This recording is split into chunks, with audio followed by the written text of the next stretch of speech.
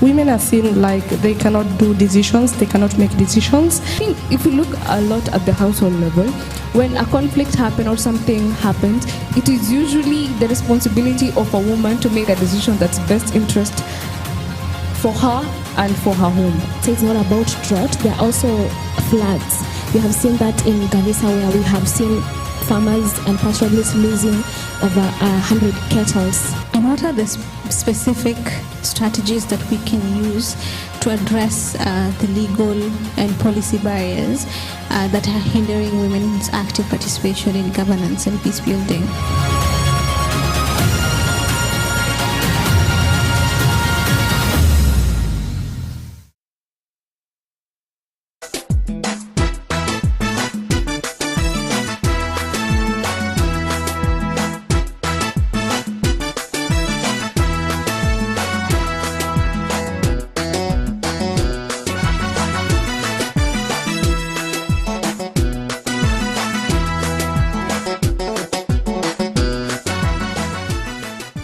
Welcome everyone to our session.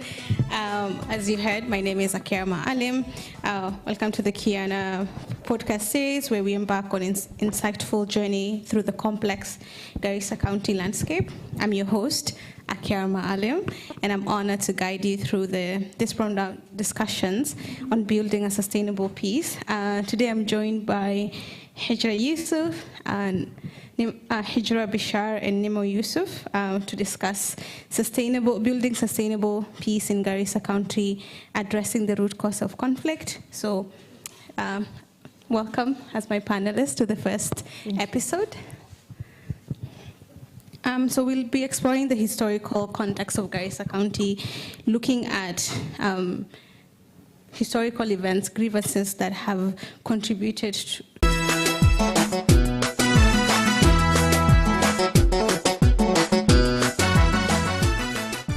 welcome everyone to our session. As you heard, my name is Akirma Alim. Welcome to the Kiana podcast series, where we embark on an insightful journey through the complex Garissa County landscape. I'm your host, Akirma Alim, and I'm honored to guide you through this round-out discussions on building a sustainable peace.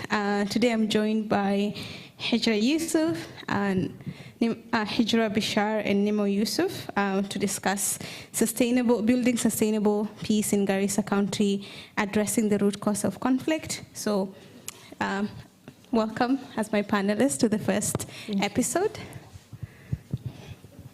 So we'll be exploring the historical context of Garissa County, looking at historical events, grievances that have contributed to conflict within the Garissa County.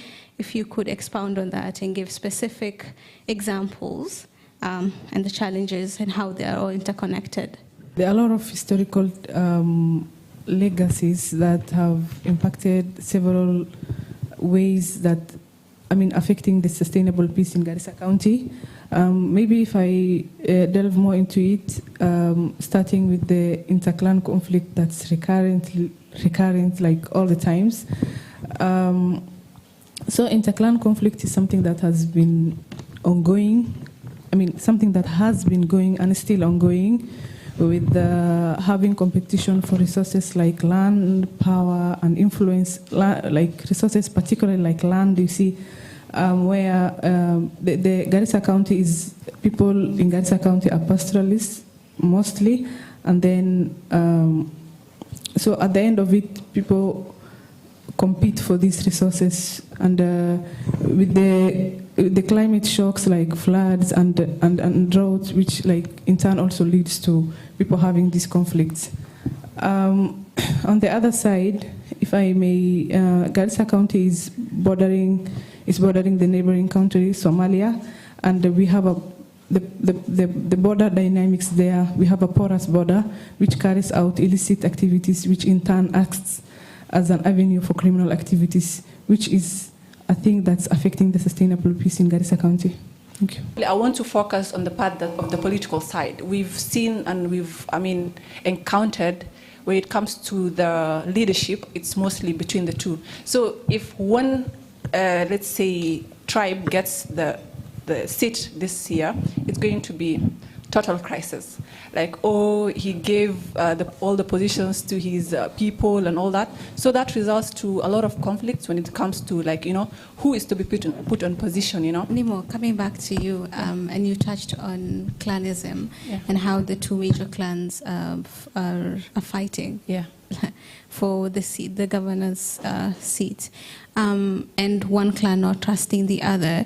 So what do you think brings that about? The fact that if, for example, currently it's Olian that is on the leadership seat, and there's a lot of grievances on the other side, is it the fact that they don't believe in democracy and how leadership structures come in place within the country?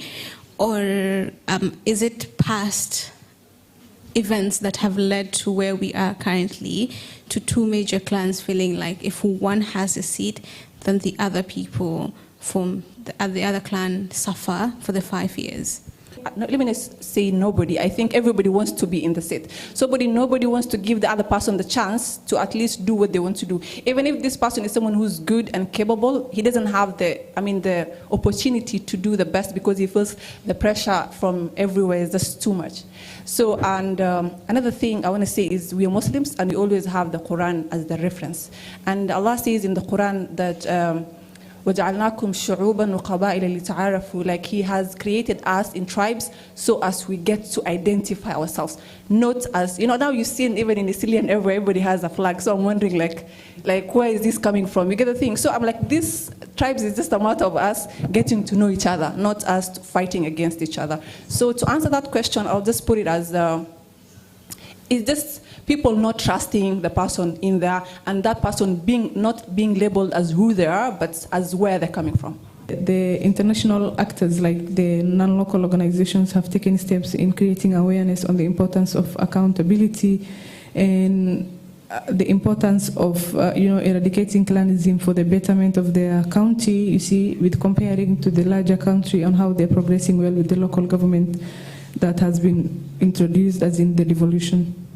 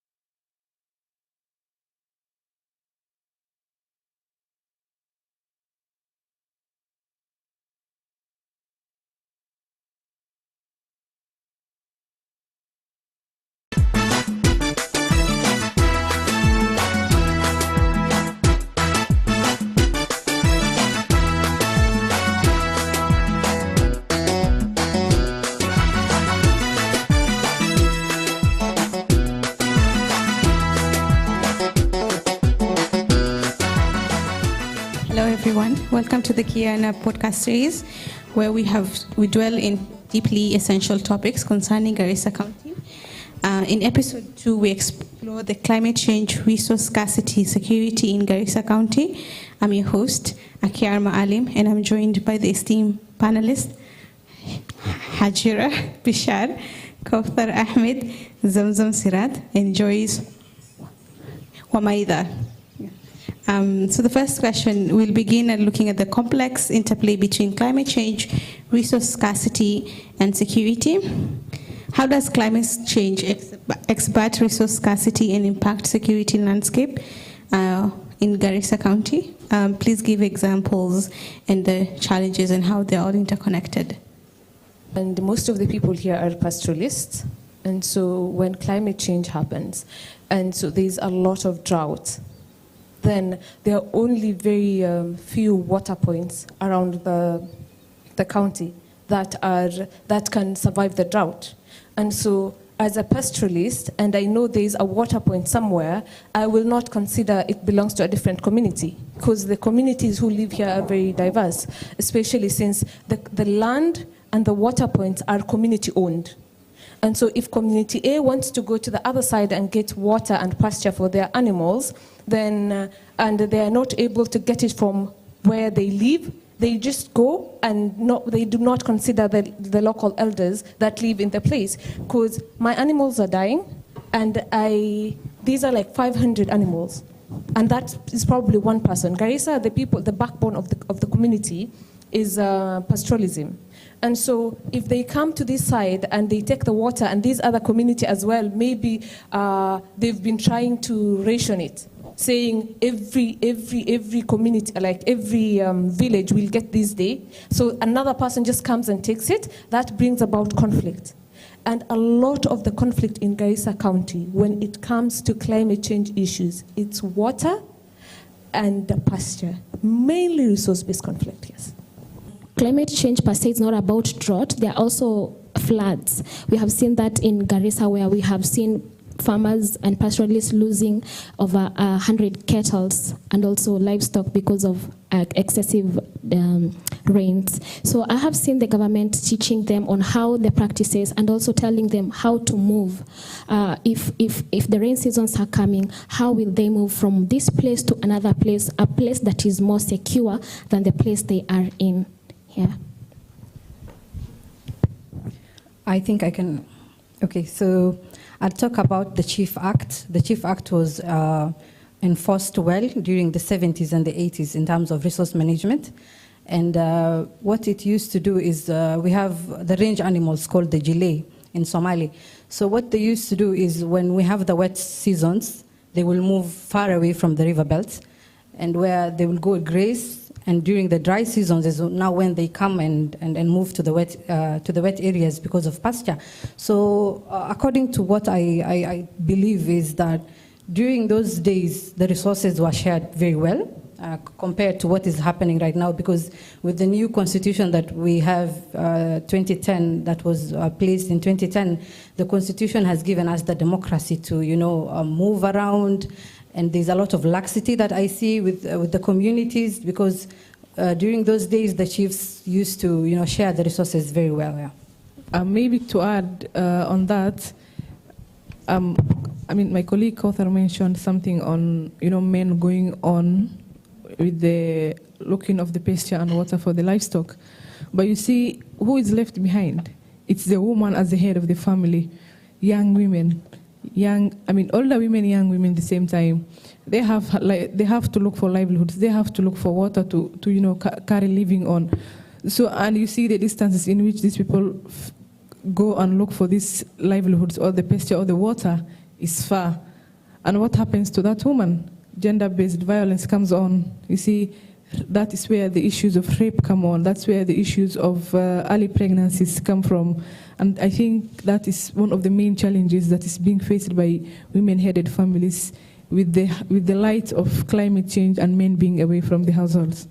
Well, thank you to the panelists, Hajra, Kauthar, Joyce, and Zamzam. I'm really grateful for you sharing your insights on these complex issues.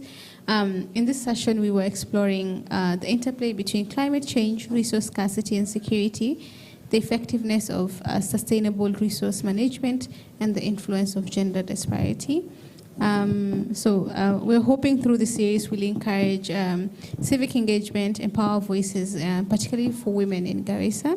So stay tuned to our next episode where we discuss other vital topics concerning the region. Thank you very much.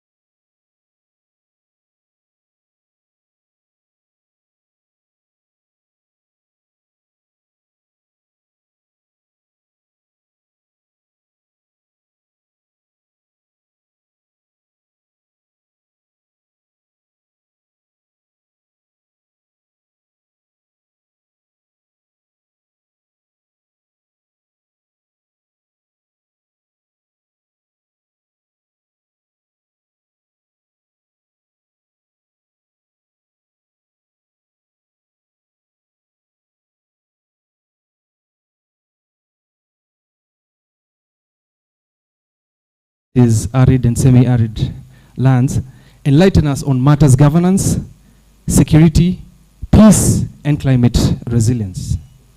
For the security guidelines, please kindly remain seated where you've been assigned for convenience purposes, and also, in case of anything, you can ask any member of our staff. I should be able to direct you accordingly. In the event of an emergency, please also contact the same staff. We are rocking orange, or a piece of orange, so it should be easy to identify us. Your safety is of utmost importance to us, and the security arrangements have been made meticulously for your well-being. Housekeeping. Photography. Please respect people's privacy. No surprise photos. Who would want to take a photo with you, to please do so. Please minimize noise and mute your devices. In case you need to pick an urgent call, there is a lobby outside you can use, or go upstairs. You can also, there's also a smoking zone for those who smoke. So outside or upstairs. For the washrooms, there's one downstairs. Actually, just as you touch down the stairs, directly in front of you, and also there's some washrooms upstairs. In addressing the noteworthy Kiana podcast series, which transcends mere auditory experience, it harmonizes as a symphony featuring women who authentically shape narratives on governance, peace, security, and climate. Today isn't solely about listening. This event symbolizes a collective tribute to resilience, strength, and wisdom. A heartfelt commendations to the exceptional women who showcased, you are the true heroes of today and of this narrative. Let these stories resonate, create ripples that ignite transformative change. A toast to the empowerment of remarkable women and elevation of dialogue. Please enjoy your time here and keep the vibe alive. Thank you. My name is Kevin from Epuka Ugaidi. Thank you. Thank you so much, Kevin. Good afternoon, ambassadors, dignitaries, representatives from the embassies and the United Nations, from the media as well. Ladies and gentlemen, all protocols observed. My name is Pinky Gilani, and I'll be taking you through this afternoon's program. I call myself a champion for the women, a voice for women. I have a media background, and I am a UNHCR HPS. I call myself a conversation curator, which is why events like this really resonate. When we have conversations, they spark a little bit of thought, they spark a little bit of emotion, and this leads to change. So it is indeed an honor, thank you, Madam Ambassador, for me to be here today. I understand that it's not only those of us in this room that we will be speaking to. There are people, like Kevin said, upstairs who are joining us via the screen, but also we will reach up to 1.2 million people today in our conversations. It now gives me great honor to introduce Her Excellency, the Ambassador Katrina Zufa Leligdonova. Did I say that right? Yeah, well done. Who is the Slovak ambassador to Kenya, to give us her welcome remarks. Please give her a warm welcome.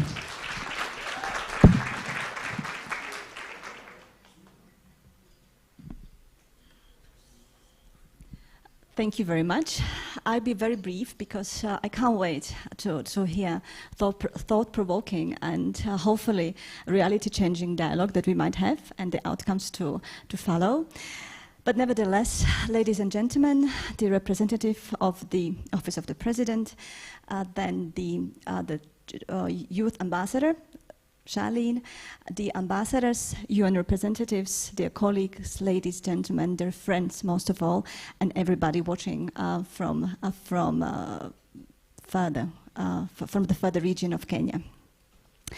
I would like to welcome you at today's event dedicated to providing a platform, giving a voice to a very specific group of women and girls from the ASAL region. They are duplicitously challenged by the consequences of the climate crisis, but as well by the man-made activity. These challenges put women and girls into significant economic, social, and political disadvantage. And if we were to celebrate today the spin-off of the 16 days of the fight against the violence against women and girls, bit of orange, we better do it in active manner, contributing to specific solutions, empowering and providing tools to change, the change that has been driven by the affected community. Bringing voices to ASAL women in governance, peace, security, climate resilience, and is aimed to do exactly this today. Today we are expanding on Kiana podcast series, produced as a part of the Women Against Terrorism program of our partner, Epoka Ugaidi, partially supported by the Slovak Gate, to whom I would like to thank dearly for the preparation and great cooperation so far, and hopefully for the future as well. This podcast has been addressing a very hot topic in Garissa County, be it root causes of the conflicts, either climate-induced or triggered by the radicalization, and as well as the role of the woman in decision-making processes, how to change the situation. Today, I'm very happy that we will be able to react to most pertinent topics identified during the podcast series, and as well expand a little bit further to explore global perspectives on empowerment and as well collaborative avenues. I'm very grateful today for all the panelists who are participating today, either in person or online, and as well to all of you who has accepted our invitation and come in and find a bit of space bit of time on the Friday afternoon and support this cause and to be involved. I wish you all a very successful and thought-provoking dialogue. Today, the voice is given to those who are interested and decided to participate to change the future, and to those who have decided to give them a helping hand. No matter how big is the challenge, this is it. So you're very welcome. And now I would like to give the floor, of course, to the panelists, to everybody who would like to express their opinion, pose a question, propose a solution. So thank you very much, everybody, once again for coming. And hopefully we'll have a very fruitful afternoon.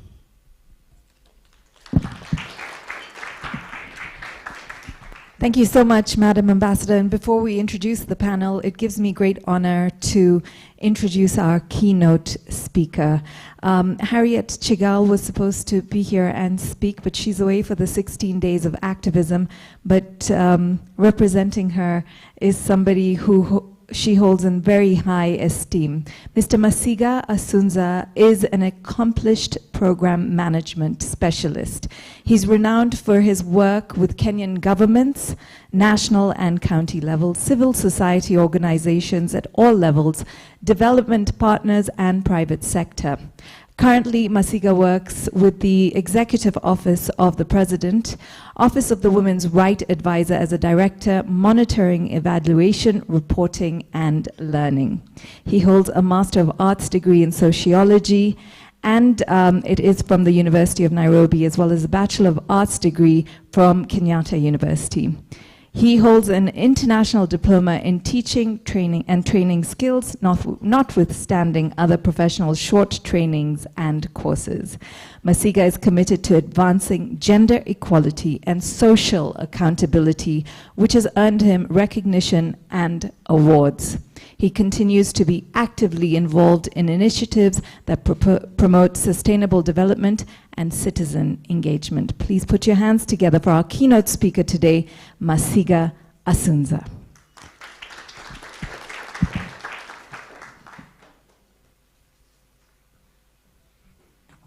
Wow.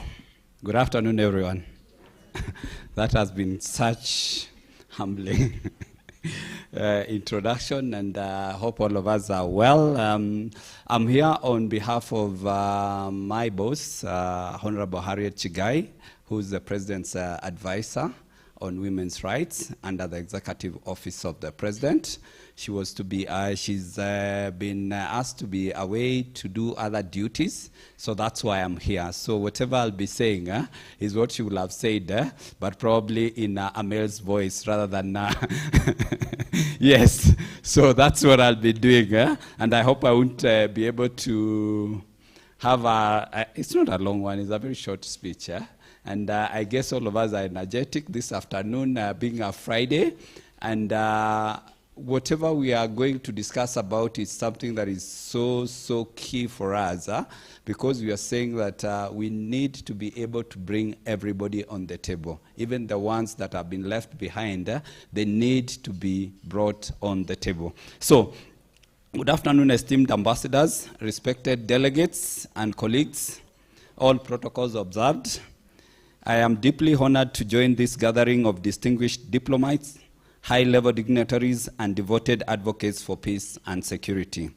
I thank each one of you for finding time to participate in this Bridging Voices for Arid and Semi-Arid Lands Women event focusing on governance, peace, security, and climate resilience. It's such a mouthful, but those are the critical issues that touch these women.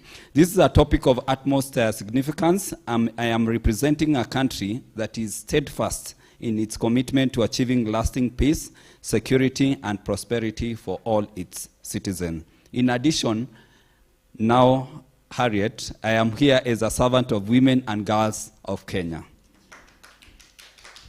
Thank you. In terms of statistics, probably just to give a picture of what it looks like, is that we have 29 counties in Kenya that are classified as ASAL, and it covers 80% of Kenya's landmass. So you can imagine, 80%. It is a home of about 36% of the population, which translates to about 17 million people. Those are men, women, boys, and girls. Today, we find ourselves at crossroads. One of the key challenges in ASAL areas is the interplay between climate change, resource scarcity, peace, and security. ASAL areas have been experiencing natural disasters of late, Recognizing these connections is pivotal in our quest for lasting peace and resilience. Climate change is not an abstract concept. It is a stark reality here.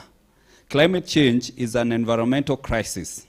It has a direct and profound implications and threat to community well-being and security.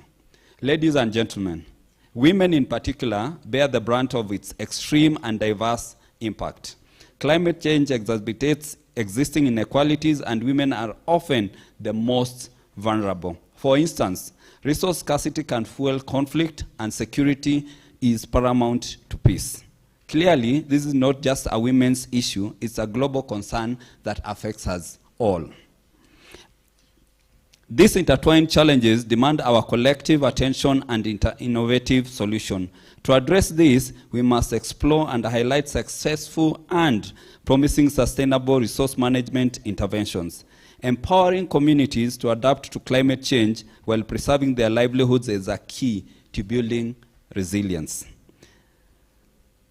In acknowledging Garissa's rich cultural tapestry and historical conflict legacy, this cannot be overlooked. This serves as a poignant reminder of complexities inherent in building efforts in the county.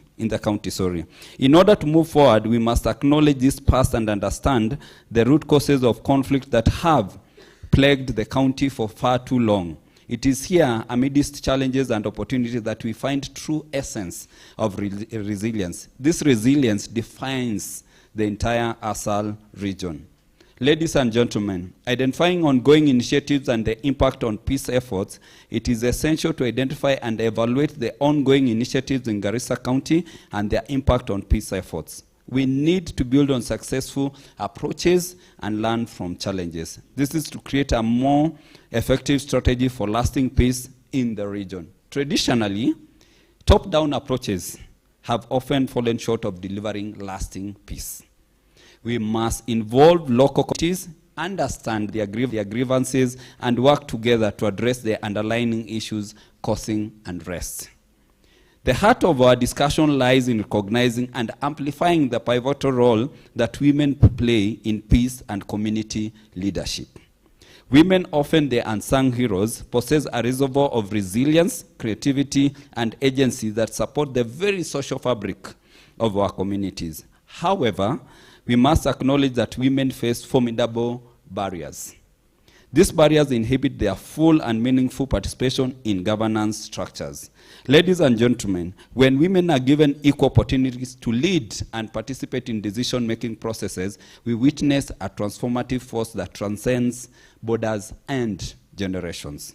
Their unique perspectives, innovative solutions, and unwavering commitment to peace become catalysts for positive change. Inclusion is not just a matter of principle. It is a practical necessity for effective governance and lasting peace and security for communities. Today, we are here to showcase initiatives that empower women to overcome these obstacles. Their involvement in governance has a transformative potential that can break down traditional barriers and lead to innovative solutions.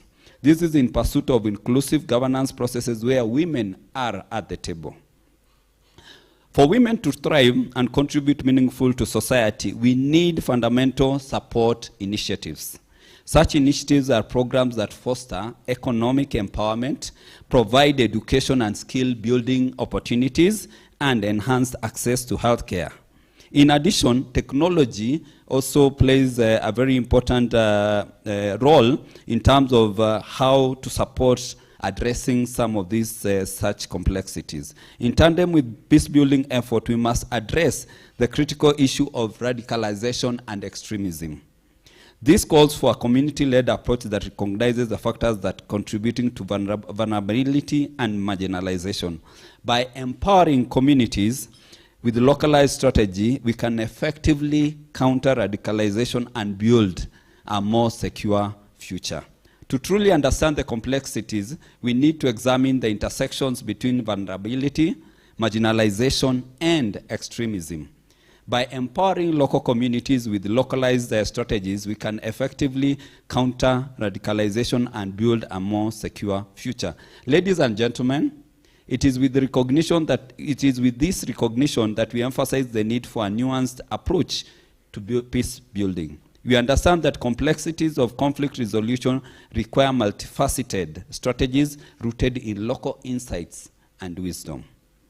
It is in the ASAL areas that these strategies can best take shape, recognizing the unique challenges and opportunities that define the region. This initiative serves as a powerful reminder that we must all advocate for increased representation of women in governance, peace, and security sectors. Together, we can build a future where peace, security, and gender equality are not distant goals, but lived realities for all.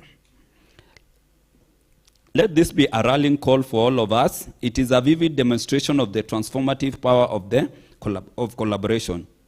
The partnership between the Embassy of Slovakia and Epuka Ugaidi illustrates how initiatives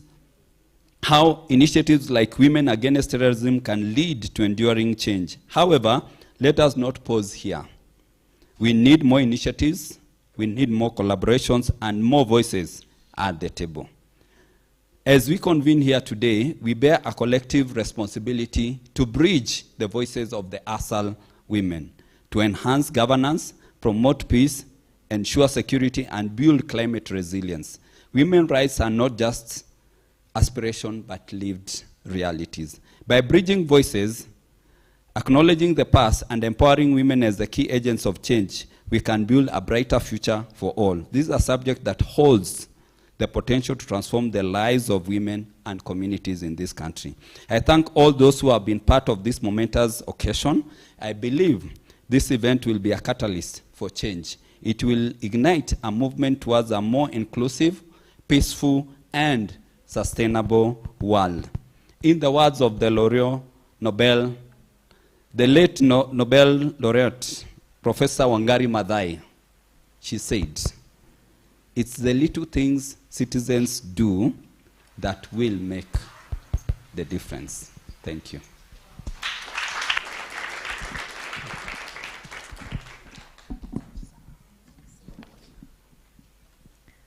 Thank you so much, Mr. Masiga.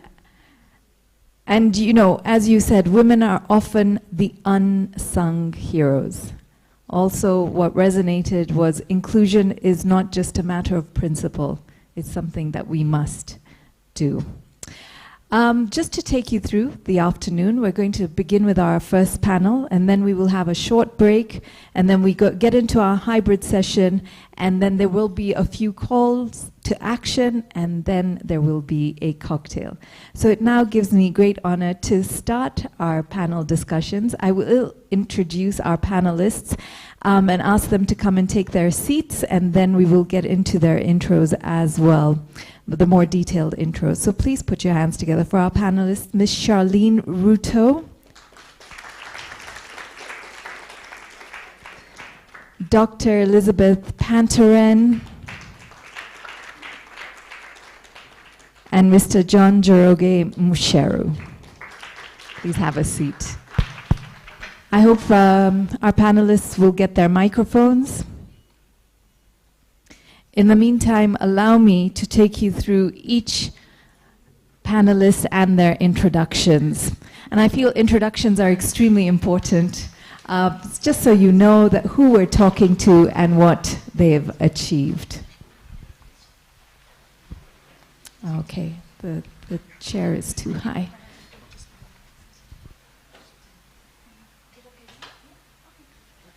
Are we okay there? Can we move this chair kindly? Yes, let's have a shot. Yeah, I think so, because it won't be fair. Apologies for this.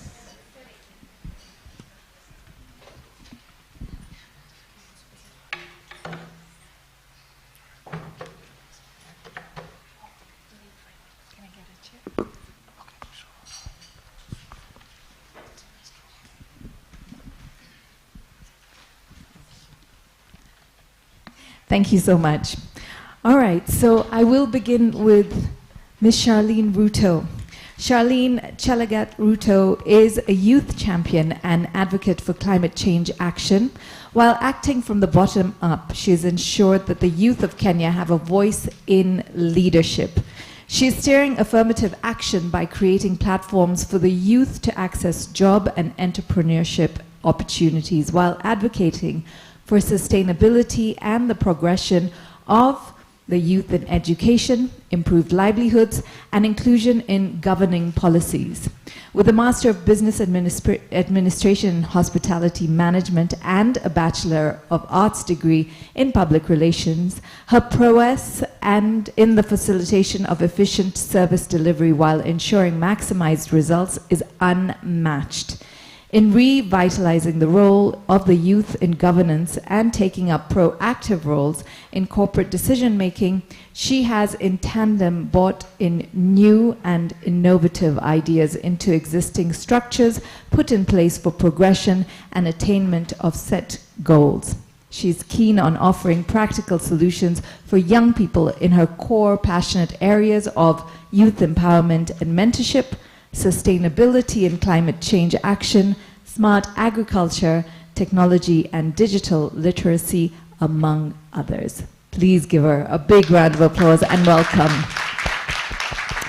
Our next guest, Dr. Elizabeth Panteran, is a social justice advocate and natural resource management expert. She's a holder of a PhD in sociology from Marsabit County, boasts over 25 years of experience in natural resource management.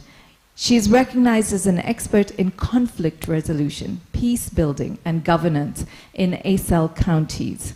Dr. Panteran has held key roles in both government and non-government sectors, including serving as the head of Community Enterprise Development and Community Conservancies Department at the Kenya Wildlife Services.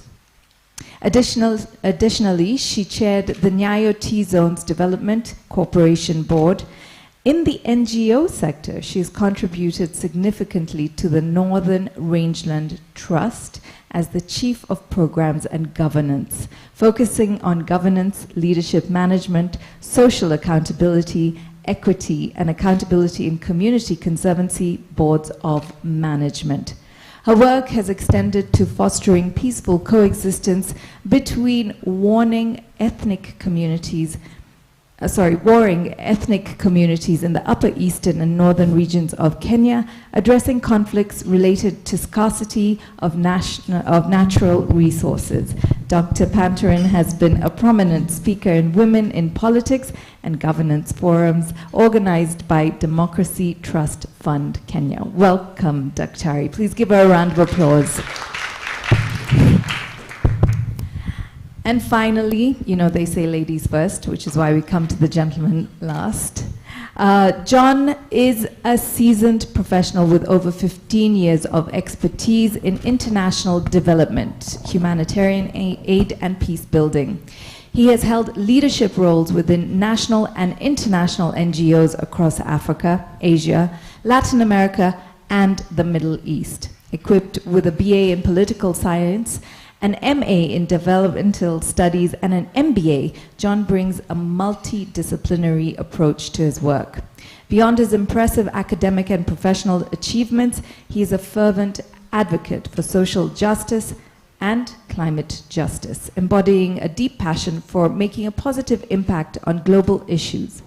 John currently serves as the country director in Kenya for Safe World, a renowned global organization specializing in conflict prevention and peace building. John combines his extensive experience with a hands-on role in leading initiatives that promote stability and harmony. His leadership at Safe World further solidifies his commitment to fostering positive change and addressing complex challenges within the realms of the international development and humanitarian efforts. Please welcome John Njoroge Musheri. It's good I had a cup of coffee before all those intros, right? Woo. But what an honor to be speaking to all three of you today. And I'm really, really excited to hear your insights, to see what you have to say. We're going to start with you, Dr. Pantaran. Would you rather I call you Elizabeth? What would you prefer? The easy one is Pantaran. Okay. Is your microphone working? I just want to check. Pantaran. Hello. There you go. So, Dr. Pantaran, from your experience, what are the deeply ingrained barriers preventing women's full participation in governance and decision-making processes in Garissa County? Well, I'm from the ASAL counties. I come from Marsabit County, but had an opportunity to work with the Garissa community and the women particularly. So the most and the biggest barrier is the patriarchal nature of the society of the northern part of Kenya. From the beginning to the end, it's the man that makes the decision. And the woman is relegated to the duty of taking care of the family. So in that particular case, the woman has no opportunity to make a decision. So it starts from the family level and to the society. And that is what is preventing them to come out there and also join others to participate in decision-making processes. The other influence is the division of labor in the patriarchal society or the customary societies.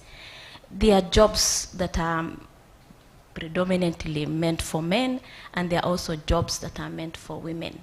And therefore, in the patriarchal society, women are supposed to take care of children and to take care of herds and to make sure that they take care of the elderly, and they had no voice in a decision-making process. And therefore, they remain invisible in the society. The other one is the levels of education. There are actually high level of illiteracy among the women in the northern part or in the ASAL counties. Women hardly go to school. And those who go to school only go acquire diploma and lower levels of education. And that again limit their opportunities to join governance systems. And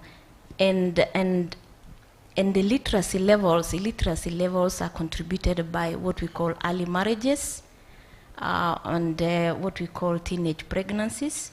And early marriages, women are seen as source of income, the bride prices. And so many families will not want to take their kids or children or girl child for that particular matter for education purposes. And that then reduces their confidence levels, even when they are given an opportunity to participate in a decision-making process, because they cannot be able to speak out the language of the commoners. They are reduced to low esteem. They have low esteem, and they cannot be able to participate. The other one is they have what we call multiple roles in the society that overburden them, and that reduces them from they cannot be able to get chance or opportunity to go out there and participate because they are so much involved in taking care of the family, and therefore they cannot be able to assign certain times to participate in avenues for decision making.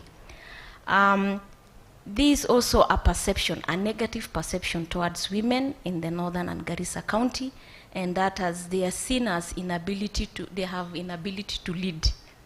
They are regarded as children. They cannot be able to make a decision, and so they have no capacities to lead as well.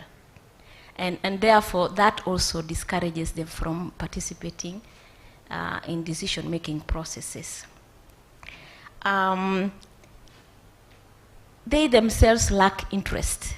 That is another thing that is coming out because they are so much busy and they are so much regarded as invisible. They are not taken as people who can make decisions. They have decided to take a back seat. They don't want to go and sit on a table. So they resist, and they want to be seen as good wives. And good wives means you have to respect what your husband says.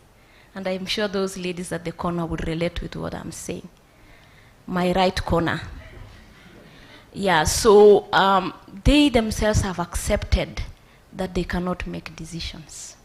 They themselves have accepted to be good wives. They themselves have accepted to please the man. So if the man says you cannot go to the meeting, so you cannot go to the meeting, and therefore you sit back because you'll be divorced or the second wife will be brought on. and therefore you rather guard your position in the family than going out there to make a decision.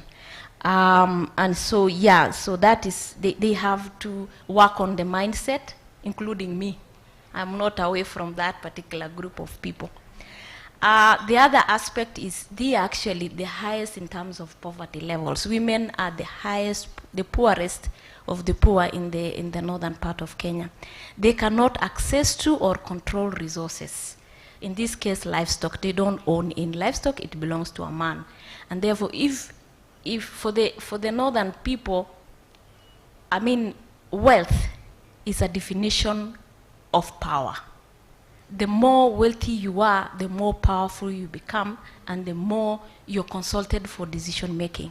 So in this case, because they don't own any resources, then they're the poorest, they cannot be able to make decisions.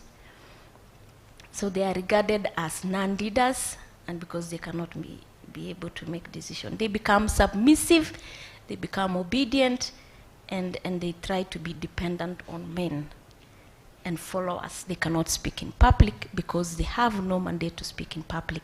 And lastly, they lack what we call male champions. Their fathers, their brothers, their uncles, who are supposed to hold their hands, to show them the way, to involve them in decision-making processes, have decided to be the ones to put them away from decision-making processes. And therefore, they are not consulted in the decision-making processes. They are not recruited in governance structures, both county and national government. And so their interests and aspirations are not captured, and that is why they cannot participate in any decision-making processes. Those who have been able to do that, very few, less than 0.1%, are those who've been able to go to school, and those who've been able to acquire wealth, and those who've been able to check and question the status quo. And that is the group that I belong in. Thank you. Amazing. So you say that you're part of that, but you have found your voice. Precisely. My father taught me, I'm among those who have been... So you had a male champion? Yes, and that was my father. Yeah, I was to be married early. I refused. My dad supported me. I went to the university through my dad's support. And so that's why I'm saying, if you have a male champion, you'll be able to break the barriers. Yeah. Which is a good segue, because we'll move to the male counterpart in our panel. Still remaining in Garissa, how do the impacts of climate change disproportionately affect women in Garissa County, in your experience? Thank you very much for that interesting question. My sister really has tackled a number of structural and cultural barriers that inhibit women in terms of participation in governance. Now, when it comes to climate change, I think for me to be able to answer this question, it would be good just to give us a very little profile of the Garissa County and the ASAL, especially for the purpose of the audience that is not conversant with the area.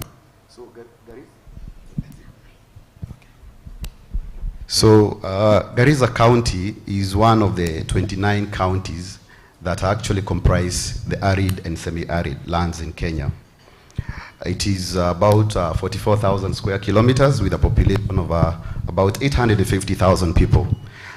It's a very multi-ethnic, but we have, I think, in the terms of political dynamics, we have three major clans or sub-clans of the Ogaden and the Somali origin that actually control the political mechanism of that particular county. Garissa is arid and semi-arid, as I said. And mostly when you look at the climatic conditions, they are very desert-like terrain, but are very arid in most of the parts of the county. Of course, you do have pastoralism as the biggest contributor of livelihood in that particular county, but also we have farming activities around the lower lands, especially near the rivers. Now, Mother Nature has not been very fair to Garissa County. In the last couple of years, in the run-up to 2022, we had 6 actually consecutive seasons that were failing. And the last 3 were actually very severe. And Garissa was really affected by the failure of the rains. In 2020, I guess, again, there was the desert locust invasion, which that part of the region was really much affected. Garissa, Wajir, Mandera and Marsabit, and those regions that are neighboring Somalia. I think these locusts were coming all the way from Yemen, according to from the information. But I'm sorry to Yemenis, I'm not saying they produce locust. Recently, as we know, is that we are facing the El Nino rains.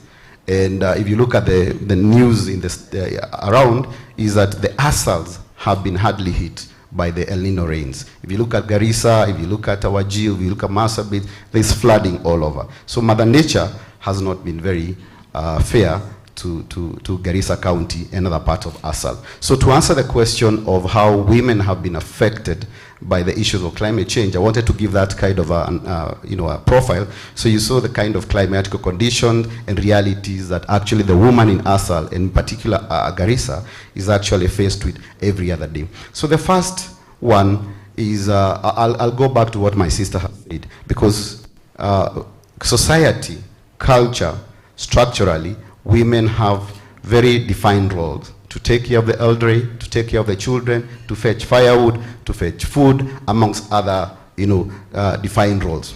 Now, when a crisis like a disaster in terms of climate change hits, then the woman will not be able to move out of that particular region because they have to take care of the old ones, they have to take care of the young ones. So therefore, they are hardly hit by the detrimental impacts of actually climate change. So you find that they are affected more because they have to stay back in disaster-prone areas to be able to take care of those particular needs that I've talked about. In terms of health, we have the flooding. The flooding comes with a number of negative impacts, like the vector-borne diseases, for instance, malaria. And these vector-borne diseases actually do affect maternal and reproductive health of women.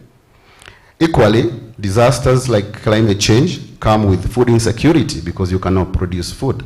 Now, can you imagine a mother who is nursing a child who have no access to actually the right nutrition? So their reproductive and maternal health, as well as physical and mental health, is actually affected because you're actually living in a situation that is very strenuous, especially in the light of climate change. Now, the other thing that we find as the impact of climate change on women is increased poverty. And my sister, I think, tackled that particular issue. Because when you have your assets are destroyed, the few household commodity assets that are destroyed, what do you do as a woman? You will sell the remaining asset to be able to cover the few shocks and vulnerability that you have come with. So women are pushed further down the poverty line when a climate crisis actually hit. The other impact that I want to talk about is underrepresentation of women in climate action movements. So if you look at most climate action movements, locally, grassroots, regional, and globally, you find it is most of us men who are actually making those particular decisions. When it comes to climate financing, I think right now in Kenya we have a conversation around FLOCA, which is financing locally led climate actions. But if you look at those discussion tables, how many women are actually presented?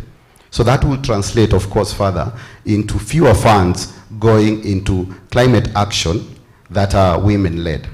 So therefore, you are denying them the financial assets that are very critical to be able to move out of the number of vulnerabilities that are created out of the climate change. So we have a lot of effect on climate change on women, from the mental health to physical health to poverty, to really pushing down women into extreme poverty, as my sister has actually said. And that has not been helped by the patriarchal nature of our society, because the patriarchal nature of society still deny women the opportunities to education, to skills, and that means that they cannot be able to have confidence, to build their assets, to be independent. And when the climate change hits, then you expect that the women will feel the brunt very, very much as compared to actually the male counterpart. Yeah, so I wanted to tackle those few things. I hope I will not talk too much. Thank you. Back to you. No, it's very interesting to hear all of this. Some of the things we don't often think about. And what came up between both yourself and Daktari is the fact that the women lack the confidence to go forward. So that's also something that we really need to think about. Ms. Charlene Ruto, what specific challenges do youth, with a focus on young girls in ASAL counties, face in contributing to peace, governance, and sustainable development? Thank you so much for your question. And I'd just like to highlight an example through my foundation, SMARCS Foundation, where we focus on agriculture, climate action, and nature-based solutions. We actually did our pilot project in one of our ASAL counties, Samburu County, at Lodokejek Primary School. And we did a knowledge and skills transfer because we went to help them plant the vegetables, but as well to train them on how they can become farmers, because the age of the farmer in Kenya is quite old. So now we want to encourage our young people to get into farming. So we got to interact with the young ladies who are also in that school. And I can say that from that experience and many other experiences visiting various parts of our great country, some of the challenges that face our young women when it comes to matters governance, peace, and security is, I want to reiterate what my fellow panelists have spoken about, living in a patriarchal society. Coming from an urban area and growing up in an urban area, I've always had conversations about women economic empowerment. My mother is at the forefront of that conversation, so I've always had this perception that, we've gotten somewhere when it comes to women economic empowerment. But when I went down to the villages, down to the ground, and I started visiting different girls' schools, I actually realized we are very far from it, in as much as we are now saying the men are the ones who need the empowerment. But if we actually go to, and as has rightfully been said, a big part of our population is within the ASAL counties and in the villages. And seeing even something as simple as menstrual health hygiene, we still have a long way to go in terms of getting sanitary towels for our girls. And that's how I can see then still girls from our ASAL areas, they can't compete at the same level as the young men, because they're still facing issues that, it's part of the biology of a woman. It's something that can never change. So issues such as menstrual health and hygiene. I remember when I went to Narok County and I sat with the governor, and he told me one of his greatest headaches is the teenage pregnancies and the number of girls who sit whilst pregnant for their KCPE exams. That is another thing that also has been reiterated by Daktari. Seeing also FGM. So before, I never used to bother about girls because I had the perception that, we are somewhere. I can see it in the urban areas.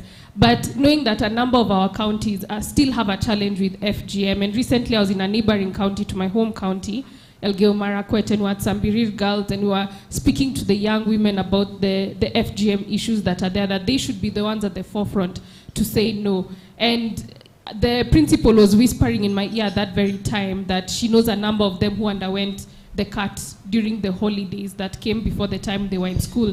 And she still fears that some of them will be exposed to it after. So these are the challenges I see, and it becomes a dynamo effect, because if a young woman undergoes FGM, then her family wants to marry her off, and then she's expected to start getting children. So these are issues that then start affecting each other, and that is where I see then GBV coming in, because this young woman, she's 12, 13, she hasn't been empowered enough to know that it's not okay for you to undergo violence in your own home. It's not okay for you to be beaten up or, to face different things from a man in your own home. They don't know that. They think it's just part of what is expected of them, as she said, as a good wife. And so if we are able to help our young women mitigate those challenges, and that's why I think it's up to us within this room to individually take that upon ourselves, because I'm sure we are each connected to a young girl somewhere in a village. I didn't grow up in the village, but because going to visit these young women, it keeps spurring in me the desire that they can have a better life, that them and their children to come can have a better life than maybe what they've seen. So I think if we are able to mitigate those challenges for the young women and what they face, then we could have reached somewhere. And because I work with the young PWD community, I can say that is one area we've also not really put ourselves into. What happens to our young PWD women? I work with very closely with the deaf community, and they were telling me that for a young woman who is deaf, you're not even told that you're going to undergo the cut. It just comes as a shock. You just find something. Nobody explains to you. At least if you're hearing, you can hear conversations, you hear people talking about things, even when it comes to menstrual hygiene. As young women, mostly we start discussing with ourselves before your mother tells you, or your teacher tells you. It's something as girls you just start discussing and saying, oh, have you heard about this? If you get your period, you can do this. They don't get to be a part of that dialogue. So what do we also do about our young PWD women? Because they don't have access to resources and information and even platforms such as these so that we can help them mitigate their challenges. I think you've brought up such a powerful point. I was once listening to Senator Crystal Asige talk, and she's also from the community, where she grew up without being able to hear. And the stories that she's told of, even just sexual harassment or rape when it comes to the deaf community, it's so unfortunate. But again, just listening to you talking about that within the urban, where we are, we feel that we've reached somewhere. But when you go to the grassroots, there's still so much work we need to do. Do you feel then, Charlene, that we'll be able to do this work within a generation, within this next generation? Do you feel, or do you think, because of all the conditioning and everything that you've heard, both the panelists saying, will it take time? I think we can do it within a generation. We have an advantage that the previous generations didn't have, and this is the power of social media. I think we were discussing with you just before now that I actually met you on social media before I've met you today in real life, and your content is so inspiring as well. And it brings such, for me, when I watch your content, it brings such light moments during my day, and I'm able to laugh at the different kind of content that you share. Now that our generation has access to that, firstly. And secondly, that means that they have access to mentors, such as yourself, such as Daktari, because what I've learned is the young women, they're looking up to the older women, and they see Daktari here, and they see her story, and they can imagine themselves in her shoes, and that with having champions and people supporting you, you can actually make it. And those messages are spread across social media. So I do believe we can achieve it within this generation, because there's so much access to information and there's so much digitalization. And the truth is the young people are on their phones, they're on social media. But us within this room, what information are we sharing with them so that we can uplift them and tell them that they too, whether you're in Marsabit, whether you're in Uasin Gishu, whether you're in Nyeri County, you can actually become someone. So if we could do more of our storytelling, because then here we are reaching, 20, 30 people, but through the digital platform, we are reaching, they've said 1.2 million people today. So if we do more of that and share positive stories and positive outcomes, I believe we can achieve it in our generation. Amazing. Thank you. Allow me to come back to you, John, and ask you, in what ways addressing gender inequality can it contribute to enhancing peace and security in the context of climate change in Garissa County? Okay. So the question of gender inequality is not just a matter of a fundamental human right. It is the basic foundation for a very peaceful and prosperous society. But before I dwell into that, it's always good to understand what are the key drivers of insecurity and conflict in the context of ASAL, and in particular, Garissa County. So one of the key drivers of our conflict in that particular area is resource-based, and we have talked about it because communities in this region derive their livelihoods from pastoralism. And with the climate change, that hasn't really much affected, because there's scarce resources in terms of water, pasture, grazing lands. So there's a lot of conflict that are resource-based, which are very much linked to actually climate change.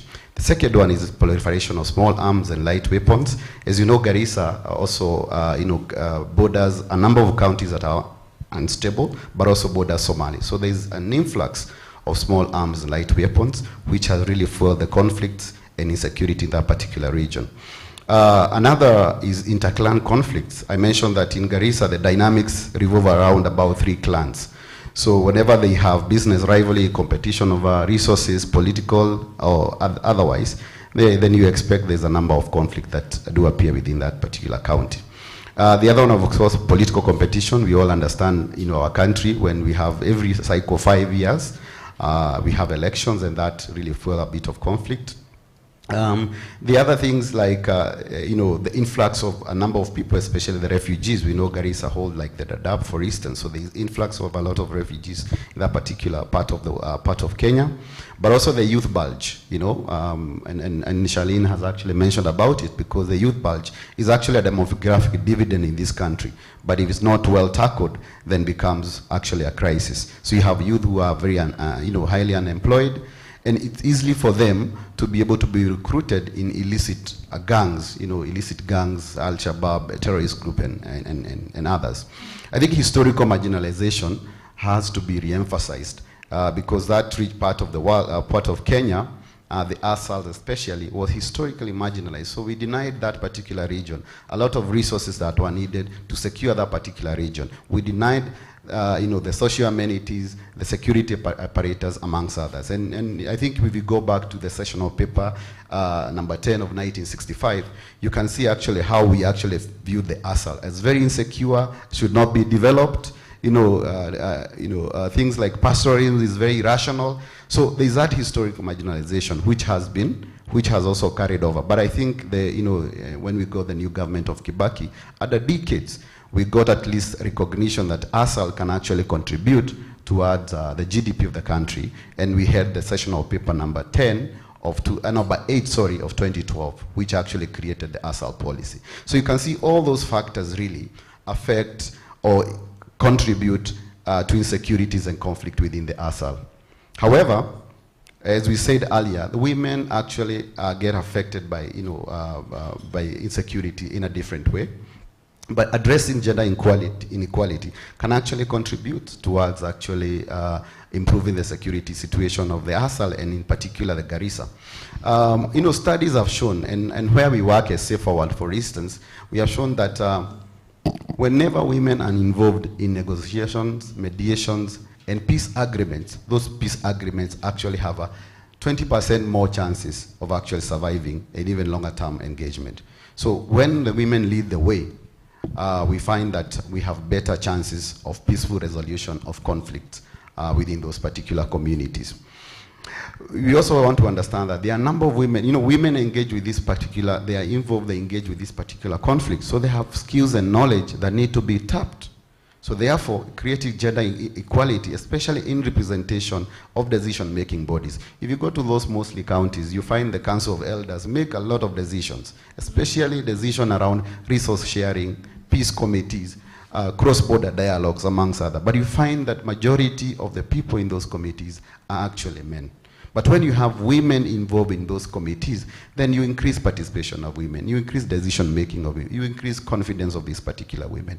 And in the long run, because women have what we call bear the biggest conflict memory, because whenever conflict do happen, it's actually the women who suffer most. So have the conflict memory, they're able to pass it from one generation to the other. So when you involve them in peace building activities, then we foresee that we have more sustainable and more inclusive peace building activities. So addressing the issue of gender equality not only is as I said, it's not only fundamental human rights, but actually it's an issue that goes a long way toward creating a very peaceful and prosperous community. So what does then gender equality and peace building mean? It means women have better rights to land. It means women have better rights or access to financial assets, as I said in the beginning. It means women are more involved in decision making. They are on the table, not under the table. It means also women can be able to lead some of these engagement. It means also women can also be able to lead even global, regional, and subnational peace building initiatives. And in the long run, when you actually have that inclusivity, then the peace has a better chance. Thank you. Back to you. Wow, I love that it came from a gentleman, what you said, about women leading the way and what happens when a woman is involved in something. Daktari, let me come back to you. How does effective, sustainable resource management help alleviate conflicts arising from limited resources in ASAL counties? Pinky, I think unsustainable utilization of natural resources is the main cause of conflict in the northern part of Kenya. And therefore, being able to sustainably utilize and manage resources is actually a solution to the to the problems of conflict and insecurity in northern Kenya. And so by using resources sustainably, you are able to address the root causes of the problem, because the root cause of the problem is pasture and water. So if people don't agree on how to use pasture and water, they most likely fight. So then if you have a kind of a platform to utilize resources sustainably, then the root cause of the problem will be addressed. The other issue is unequal or inequalities in terms of allocation of resources. If, for example, a certain clan occupies the governance position of a county, the other clan feels like they have not been able to get a chance to be on the table, and that is where the conflict arises. So if there is equal distribution of resources among all the communities and interest groups, then the resources will equally be utilized sustainably, and there will be reduced conflict. The other aspect is once we have sustainable utilization of resources, then we have what we call enhanced people-centered and participatory dialogue. People will be able to sit on a table and be able to discuss issues related to conflict and be able to come up with solutions. Because again, they have realized that if they don't sustainably manage their resources, they'll be able to fight. So that brings them together to discuss. The other thing is it strengthens the relationship between and trust building between the warring groups. So if resources are used sustainably, there will be better relationship among the interest groups, and they will be able to trust each other. They will not be suspicious about who gets what and at what quantities. I don't know whether you're getting me. Yeah? Are you getting me, Pinky? Yeah, nice. And then the other thing is that the issue of land tenure system is the biggest issue in terms of resources. So if the land is not well demarcated and the land tenure system is not well defined, then the communities are not able to use their resources sustainably, and even are not even able to effectively utilize the resources. So having sustainable utilization of resources and management will help them be able to think about how to use their land equitably. The other thing is it will promote collaborative natural resource management. Everybody will have a stake in managing the same resource, because they know if it is depleted, then they will go into fighting. So once they have this idea of sustaining their resources sustainably, then they will be able to think together, address their issues. Then lastly, they will have what we call collective efforts in terms of knowing that this resource is scarce and this resource is not available, then it is everybody's duty to make sure that the resource is sustainable. So effective utilization management of resources is actually a solution to what we call perennial conflict in the northern part of Kenya. Thanks. That's amazing. So much insight, and it's so valuable as well. It's very good to know. So thank you for sharing your thoughts. I now come back to you, Charlene, and apologies, it just came to my mind. Senator Asige is not hard of hearing. She's actually hard of, like she can't see, yes. But still, I think it affects them in the same way. Can you provide examples, Charlene, of successful youth-led initiatives you've undertaken or you know of which address gender equality, climate change, and their impact on positive transformation?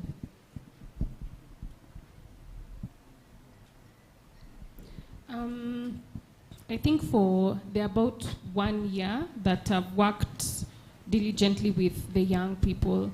And for me, when I was starting to do my work with the young people, I didn't want to start something new, but I wanted to amplify what young people are already doing, because I feel that many young people start their own initiatives, but who is going to support them? I mean, we talk about venture capitalists and investors, but sometimes these young people, they need 100,000 just to start, 50,000, 20,000 just to begin their idea. And maybe some of the examples I'll mention are not globally or nationally known, but they're young people whom I've interacted with. And I think some of the young people I've met who are making a big difference, I just want to say in the climate space and in terms of matter agenda, is the Africa Youth Climate Assembly. It's led by an amazing young environmentalist called Elizabeth Wathuti. And she put together this group of young people, not because we were preparing for the Africa Climate Summit, and it's not that the government came and said, okay, we need a youth-led initiative as a precursor to the summit. No, it's the young people who became organized, and they came and said, we want to have an input towards what the African heads of state decide when it comes to matters climate, because that's what they'll carry to international platforms such as COP28 for this year, and different COP initiatives. So this group of young people got organized. I met with them as well. They invited me when they had the youth edition of the Africa Climate Summit, and it was just spectacular. And just seeing that, you can see it alone from the representation of the committee that had over 50% representation of women, and making sure that in the clauses they had in terms of climate emergencies, they were catering to women and even young PWDs. So I'd mentioned that as one successful initiative because it was adopted by the African heads of state and now taken to an international platform, and the declaration keeps being shared in different platforms. I also want to mention another young person who is doing quite a good job when it comes to initiatives for women and matters in the climate space. Her name is Acheng, and she's part of the, let me get the name, she's part of the, the organization in the right way.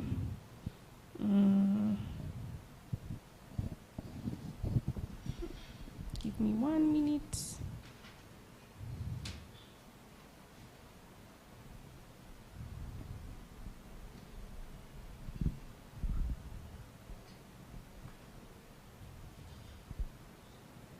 So she's the youngest member of the National Climate Change Council.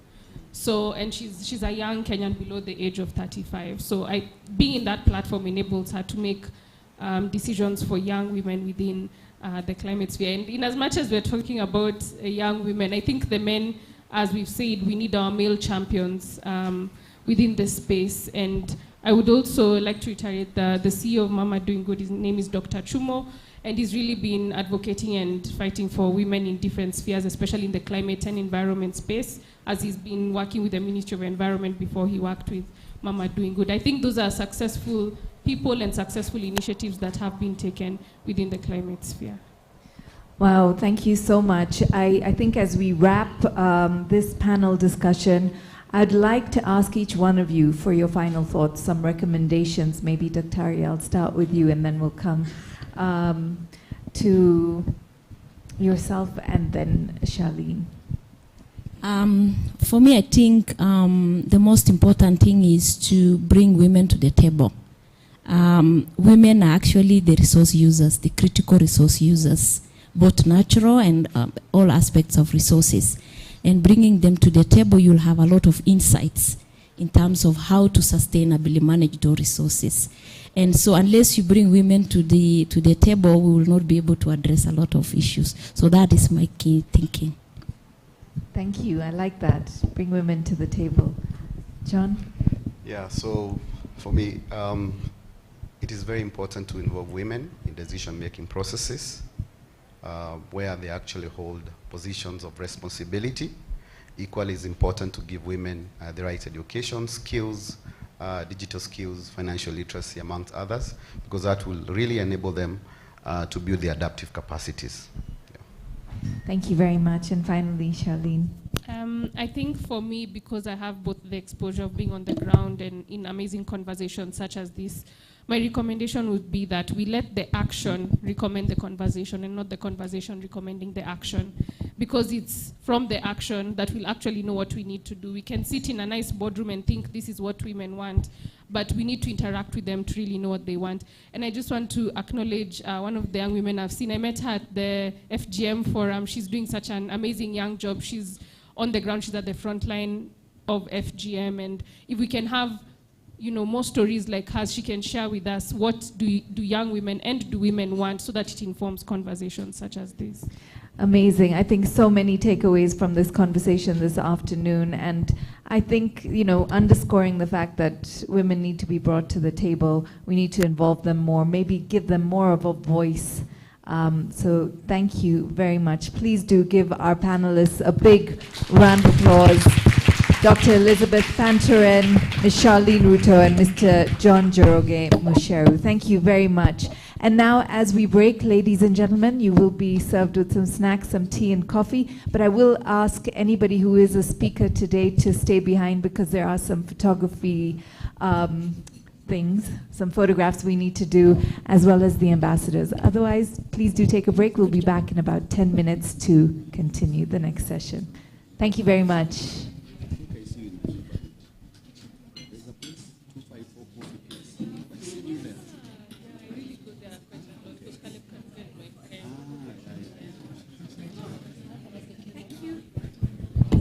I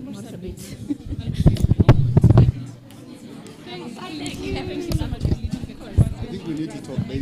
There's some work on conservation that next time we're in neighborhood home.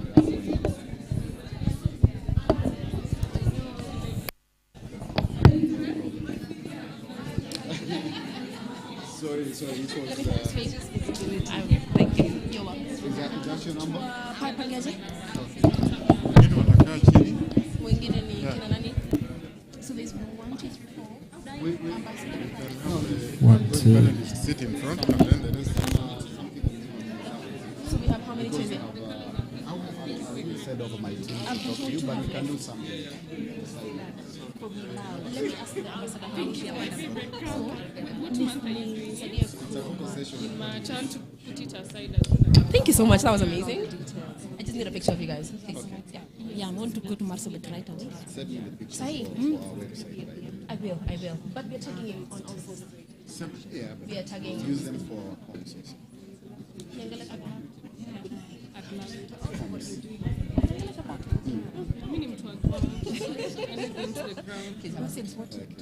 So it's I'd like some of you to sit and some of you to stand. Together. Like we could. Let me put my. So she'll direct us.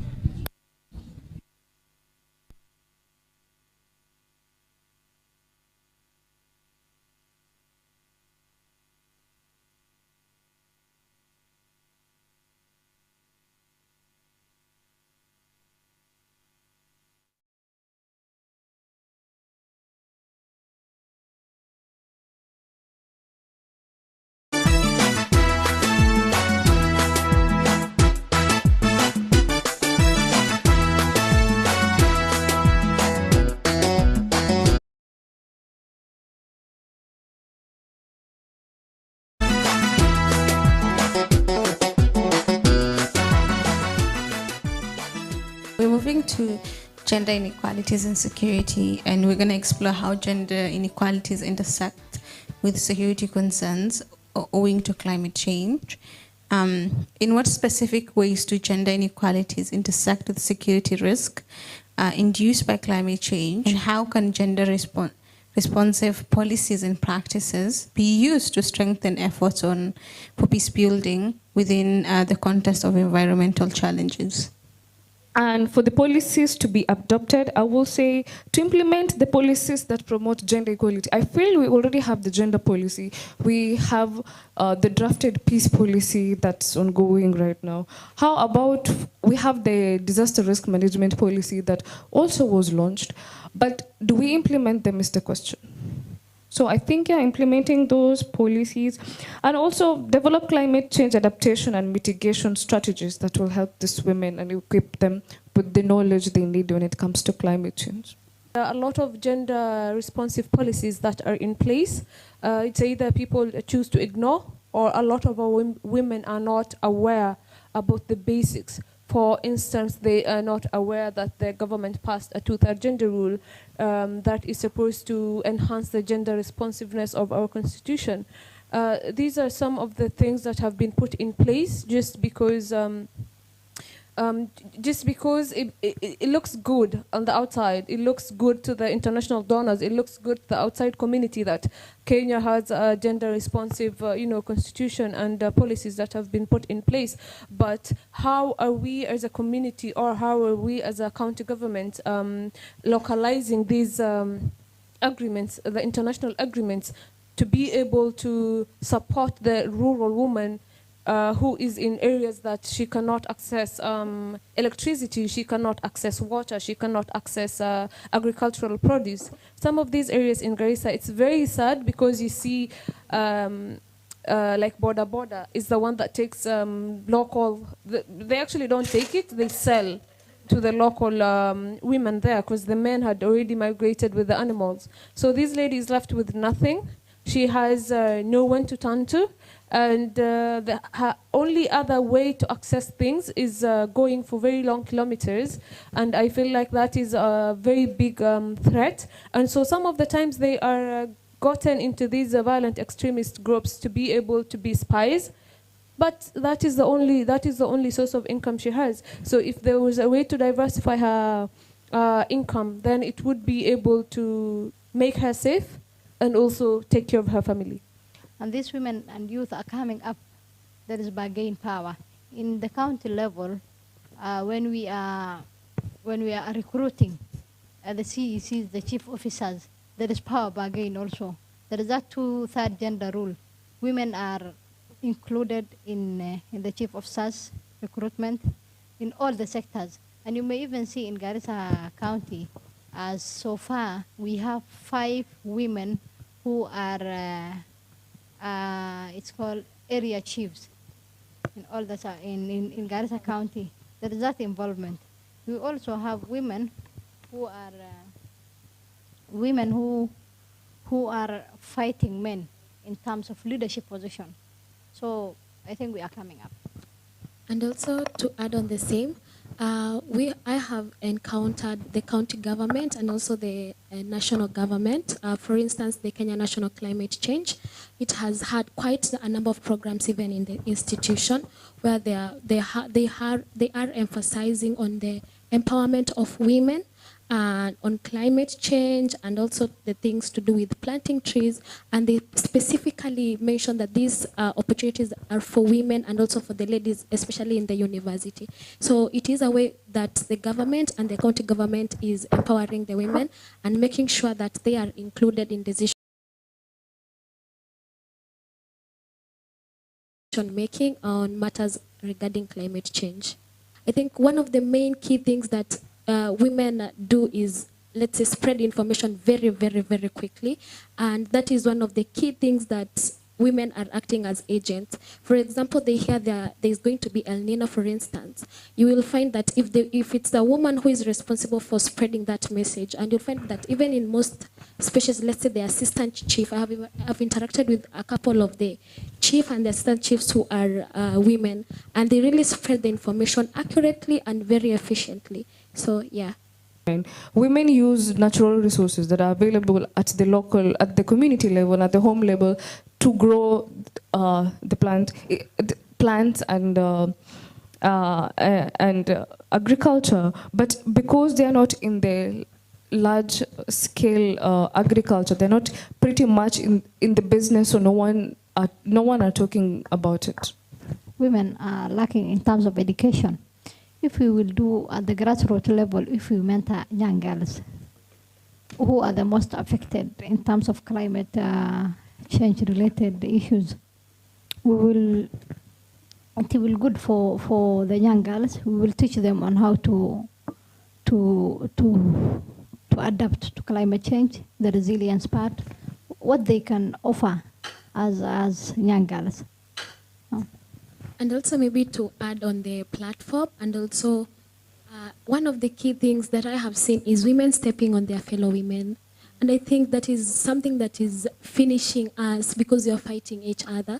So I think one of the key things that I would love to say is, let women support each other. The way I'm seeing it happening here, let it let it happen to the county level, to the national level, and also let's motivate each other. And also for the women who are keep on writing research proposals for the climate change, keep on doing it, keep on submitting those research, even if they're not approved, keep on taking up the spaces with confidence, and with no time soon, you're going to be seen and to be. Another thing that I feel like also putting us down when it comes to budget making and like finances at the household level, women are being like, oh, women are good budget makers. I can give her 30,000. She knows how to stretch till end month. But we don't see that reflecting when it comes to budget making and financing when it comes to big spaces where like there is value, there is opinion, there is articles. So thank you very much. We've come to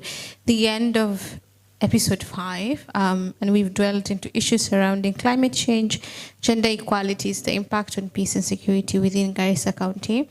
And I'm really thankful for your insight, Damon, Jamila, Kauthar, and Joyce. And for our listeners, we hope this really inspires you and it fosters effective strategies and unlimited leads to more inclusive and secure community within the Garissa County. Stay tuned for other episodes to come. Thank you very much.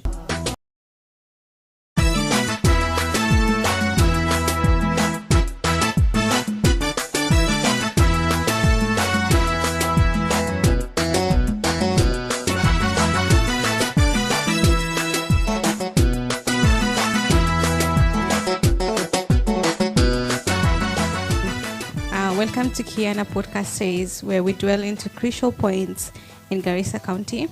In this episode, we focus on countering radicalization and extremism, community-led approaches. I'm your host, Akiarma Alim, joined by my distinguished panel, Zamzam, Sirat, Jamila, Farah, Hajira, Bishar, and Umul Khair Ahmed. Welcome. What are the specifics, social, economic, and political and cultural factors that led to the rise of radicalization and extremism within Garissa County? Okay, thank you. I'll start by talking about the community that we live in. Basically, you'd find some of the youth have nothing to do, and they easily get into these terror groups that they're taken away. And I believe this is one of the reasons as to why they're moved. The other one I'll talk about is high unemployment all over the country. Youths are unemployed, and these are some of the tactics that these terror groups are using to try to get these youths into joining the terror groups. There's also, they give them the belief that they're going to get a better a job in wherever they are taking them. Talk of Somalia, there's a reward they're told that they'll be given in terms of maybe paying them in dollars, and these are youths that have been unemployed for a very long time. And if a terror group can take away someone with a degree, what happens to someone who has never gone to school? So we have those dynamics among the people of this county, and these are some of these the pull factors that I just talked about, where the youth are taken away. I think Garissa County has been significantly affected by radicalization and countering extremism, which is there are linkages between the security agency and the community. Communities most of the time report issues of CVE to the security agencies, but the security agencies takes lightly.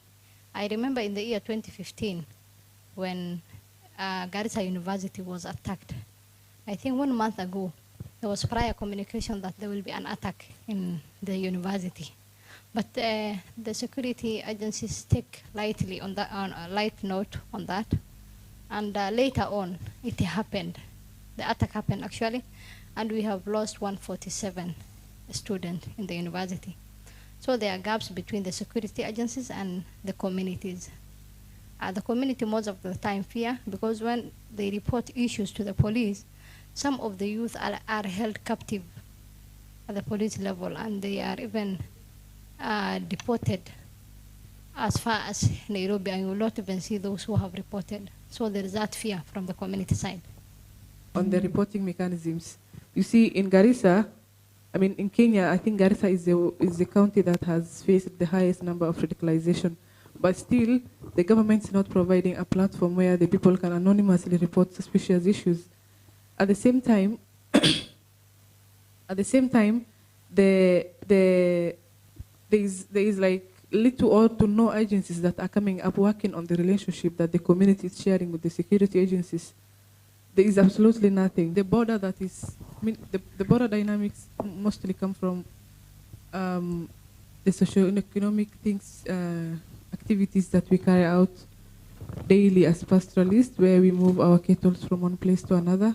At the same time, having the contraband goods that are illegally transported in out our country, and I think those are the ones that are creating avenues for the criminal activities that are daily happening at the border side.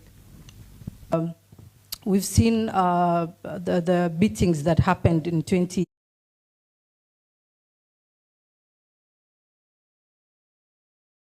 Come and beat the community up because there's the belief that they have that we are hiding these terrors in our houses. So when something happens, I remember they even burnt our main market in Garissa, Surmugdi. And so what happens is they are trying, the terrorists will use this information to try to get the youth into joining terror groups. The families who are affected by extrajudicial killings and disappearances tend to go through trauma. The people who lost their family members through VE, they also have trauma. And we've seen the CSOs coming up with initiatives to offer psychosocial support.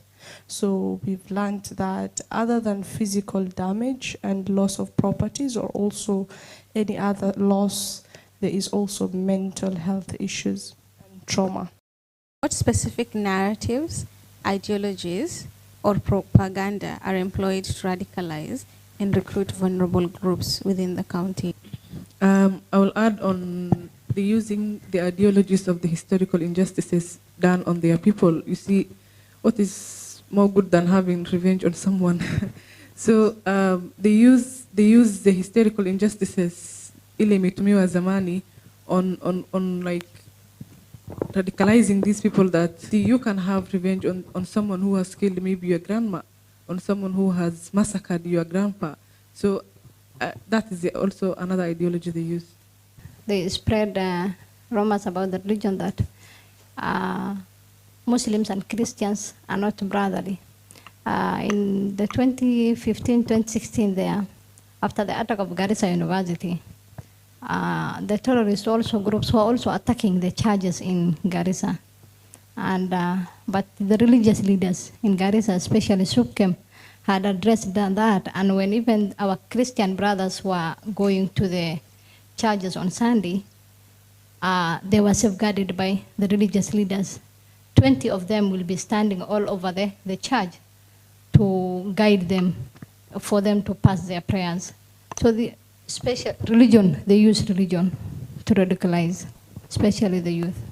As a local myself, I think I can add a few ways that the government can support. And one of the issues that I think is mental health. So providing psychosocial support to the local community will go a long way in preventing radicalization. And it will also help in early warning signs of who's getting radicalized within the vulnerable groups within the county. Also implementation of the county action plan, looking at the specific pillars which and localizing it to the Garissa County and the needs of the community will definitely go a long way. And we are coming to the end of our 4th episode. So thank you very much to my panelists. I really appreciate, and it was a very insightful and knowledgeable conversation we've had. Thank you.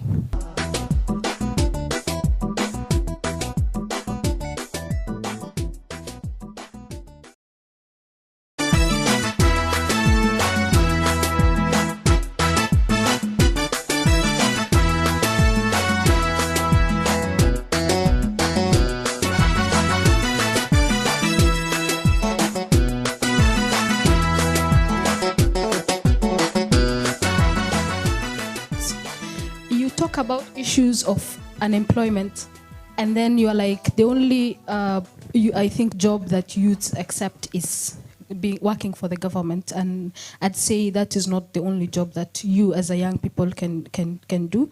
And I think we need to create more awareness, because like, yes, this is something like, are the youths, are the young people, and the young people passion driven? Are they like getting up and, I remember I gathered youths some like last year, and then I started telling them, hey, you need to come out and know what you're thinking. It was just, we were doing career counseling with them. And then most of them were like, Anna, why would I even want to ride a tuk-tuk? Why would I want to, like ride a motorbike? But then at the end of the day, your family is waiting for you to be the breadwinner, for you to come and bring something. I've been to the PGH and I haven't, okay, sorry to say this, I haven't seen like a place whereby people can come, even the therapy places, there are none, I haven't seen them. So, and since I've been in the field, I've been working in a rehab for, I think, 2 years lately. I've seen people in the age of, actually the oldest is 25, who are using hard drugs, no mirror, no cigarettes. People are into heroin and cocaine lately. So what I'll say is we need to really save our people from this, because a lot of crises are happening currently. There are a lot of traumas. We're seeing a lot of people, right now if you go outside, you'll see a lot of people who are just there because the rate of being idle is so high, there are no jobs and all that. And then another thing that we used to hear before was, suicide. People doing suicide. Lately, it's happening in Garissa, and people are really shocked. Oh, Nani committed suicide. So it's too much. There's a lot of the weather in here, like, will really, give you stress. Then there are no jobs. You're coming from a family. You're a man. You need to settle. You need to do a lot of things. So it's really hard out there. So we need to have even numbers that people can just call. Places and spaces that people can just come. If you're into substance, there are a lot of 12 steps. There are these groups whereby people just come freely. Because when those people see people who are into this and maybe they come out of it clean, they really do that. So I believe, since I'm into that field, I'll really insist on that. We really need to focus on that, because our youths are actually so gone lately. So I will actually, wish everyone who's in this place.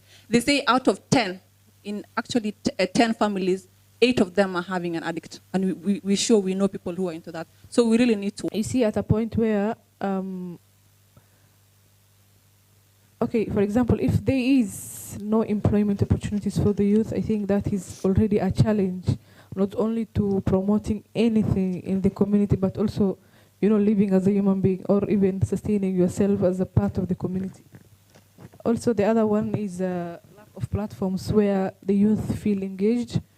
I think there's limited platforms where youth are involved, where they are listened to, where they are, held well.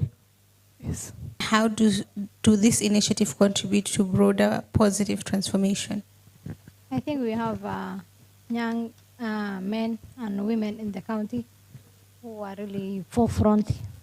And we have one of the young man who is called Abdulkadir Aden. He is a climate change advocate, and he has a production site for gardening. And just recently I visited his center, and he said he has 50 indigenous trees, and he want to make by the end of 2030 to make it 10,000 indigenous trees. And that's why the most people who are affected by climate change are the youth. He usually mentors young men and women on issues of climate-related issues to capacity build them. So we have people who are on the ground who are working very well. How like youths easily radicalized? These people when wanachukuliwa to abducted, disappearing, all of them are just, if you see the age gap is just youths. So if organizations like that, we have Silverline in Kenya who are also doing that, the movements who are also doing that, and then we have also vocational trainings that are happening. The youths are, it's impacting them. Youths are taking up in this, those kind of spaces and opportunities. But then I'm going to bring up the issue of ignorance. When it comes to our youths, they don't listen, honestly speaking. if they listen, there's few of them just that's listening to like what opportunities are there for them. So how can we bring young people to be able to be opportunistic and gather and grab those opportunities that are out there for them? We as youth have already been affected by the tribal thing. That's why you're asking. I mean, at some point I was having someone asking me, which tribe are you? I'm like, okay, it doesn't mean anything to me. Like, does that even matter? So I feel like as youth, we should be open-minded when it comes to this tribe. The way I said yesterday, these tribes are just a way of us getting to know each other, not a way of us, attacking each other and all that. And then I'll add on also, what do you call them, having, very easy healthcare services, because lately we are having a lot of youths having mental disorders, whereby those mental disorders sometimes lead to someone, going into drugs, and sometimes maybe someone using drugs out of not having jobs can start having mental disorders. So I feel like our community should start accepting certain things, and they should stop saying that this person is crazy, because just the way when someone is suffering from maybe malaria and all that, the way it's a disease should be treated as when someone having a mental disorder as a disease, and we should be, welcoming this maybe psychologists on sites, welcoming psychiatric on sites, and this medication that people are given whenever they're having mental disorders. Yeah.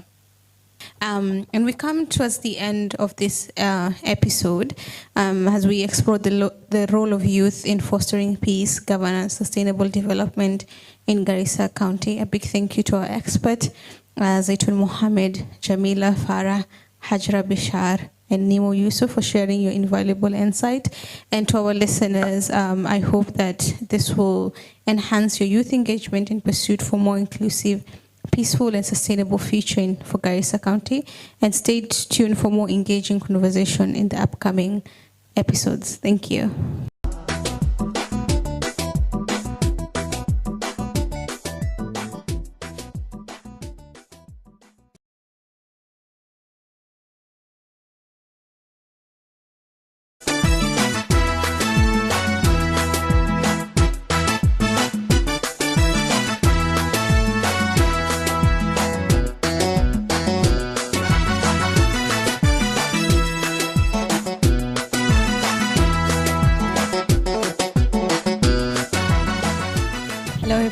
Welcome to the Kiana podcast series, where we dwell in deeply essential topics concerning Garissa County.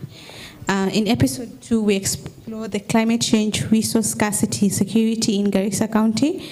I'm your host, Akiyar Maalim, and I'm joined by the esteemed panelists, Hajira Bishar, Kauthar Ahmed, Zamzam Sirat, and Joyce Wamaida.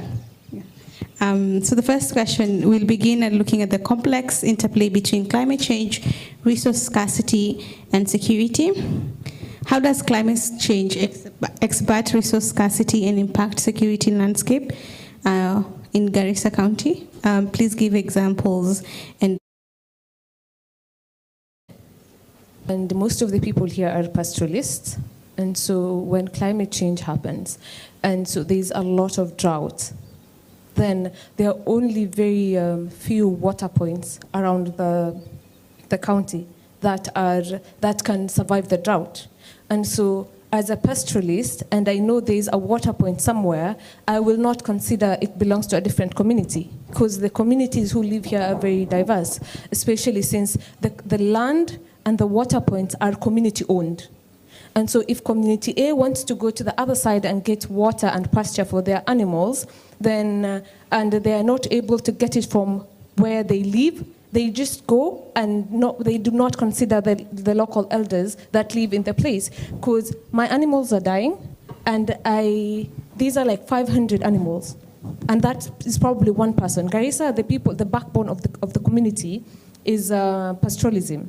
And so if they come to this side and they take the water, and these other community as well, maybe they've been trying to ration it, saying every community, like every village will get this day. So another person just comes and takes it. That brings about conflict.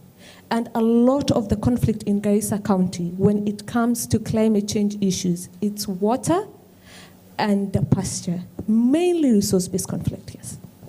Climate change per se is not about drought. There are also floods. We have seen that in Garissa, where we have seen farmers and pastoralists losing over 100 cattle and also livestock because of excessive rains. So I have seen the government teaching them on how the practices and also telling them how to move. If the rain seasons are coming, how will they move from this place to another place, a place that is more secure than the place they are in here? I think I can. Okay, so I'll talk about the Chief Act. The Chief Act was enforced well during the 70s and the 80s in terms of resource management. And what it used to do is we have the range animals called the Gile in Somali.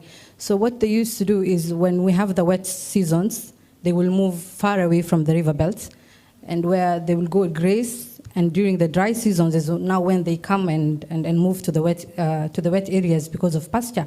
So according to what I believe is that during those days, the resources were shared very well compared to what is happening right now, because with the new constitution that we have 2010, that was placed in 2010, the constitution has given us the democracy to, move around. And there's a lot of laxity that I see with the communities, because during those days, the chiefs used to, share the resources very well. Yeah. Maybe to add on that, my colleague Kauthar mentioned something on, men going on with the looking of the pasture and water for the livestock. But you see, who is left behind? It's the woman as the head of the family, young women. Older women, young women at the same time. They have to look for livelihoods. They have to look for water to carry living on. So, and you see the distances in which these people go and look for these livelihoods or the pasture or the water is far. And what happens to that woman? Gender-based violence comes on. You see, that is where the issues of rape come on. That's where the issues of early pregnancies come from. And I think that is one of the main challenges that is being faced by women-headed families with the light of climate change and men being away from the households. Well, thank you to the panelists, Hajra, Kauthar, Joyce, and Zamzam. I'm really grateful for you sharing your insights on these complex issues. In this session, we were exploring the interplay between climate change, resource scarcity and security, the effectiveness of sustainable resource management, and the influence of gender disparity. So we're hoping through the series we'll encourage civic engagement, empower voices, particularly for women in Garissa. So stay tuned to our next episode where we discuss other vital topics concerning the region. Thank you very much.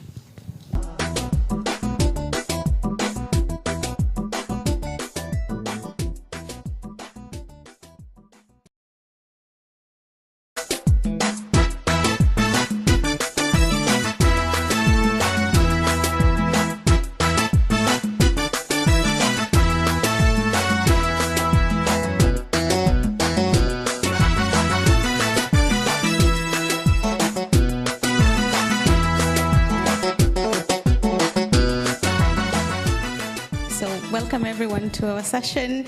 As you heard, my name is Akirma Alim. Welcome to the Kiana podcast series where we embark on an insightful journey through the complex Garissa County landscape. I'm your host, Akirma Alim, and I'm honored to guide you through this rundown discussions on building a sustainable peace. Today I'm joined by Hijra Yusuf and Hijra Bishar and Nimo Yusuf to discuss building sustainable peace in Garissa County, addressing the root cause of conflict. So welcome as my panelists to the first episode. So we'll be exploring the historical context of Garissa County, looking at historical events, grievances that have contributed to conflict within the Garissa County. If you could expound on that and give specific examples and the challenges and how they are all interconnected. There are a lot of historical legacies that have impacted several ways that, affecting the sustainable peace in Garissa County. Maybe if I delve more into it, starting with the interclan conflict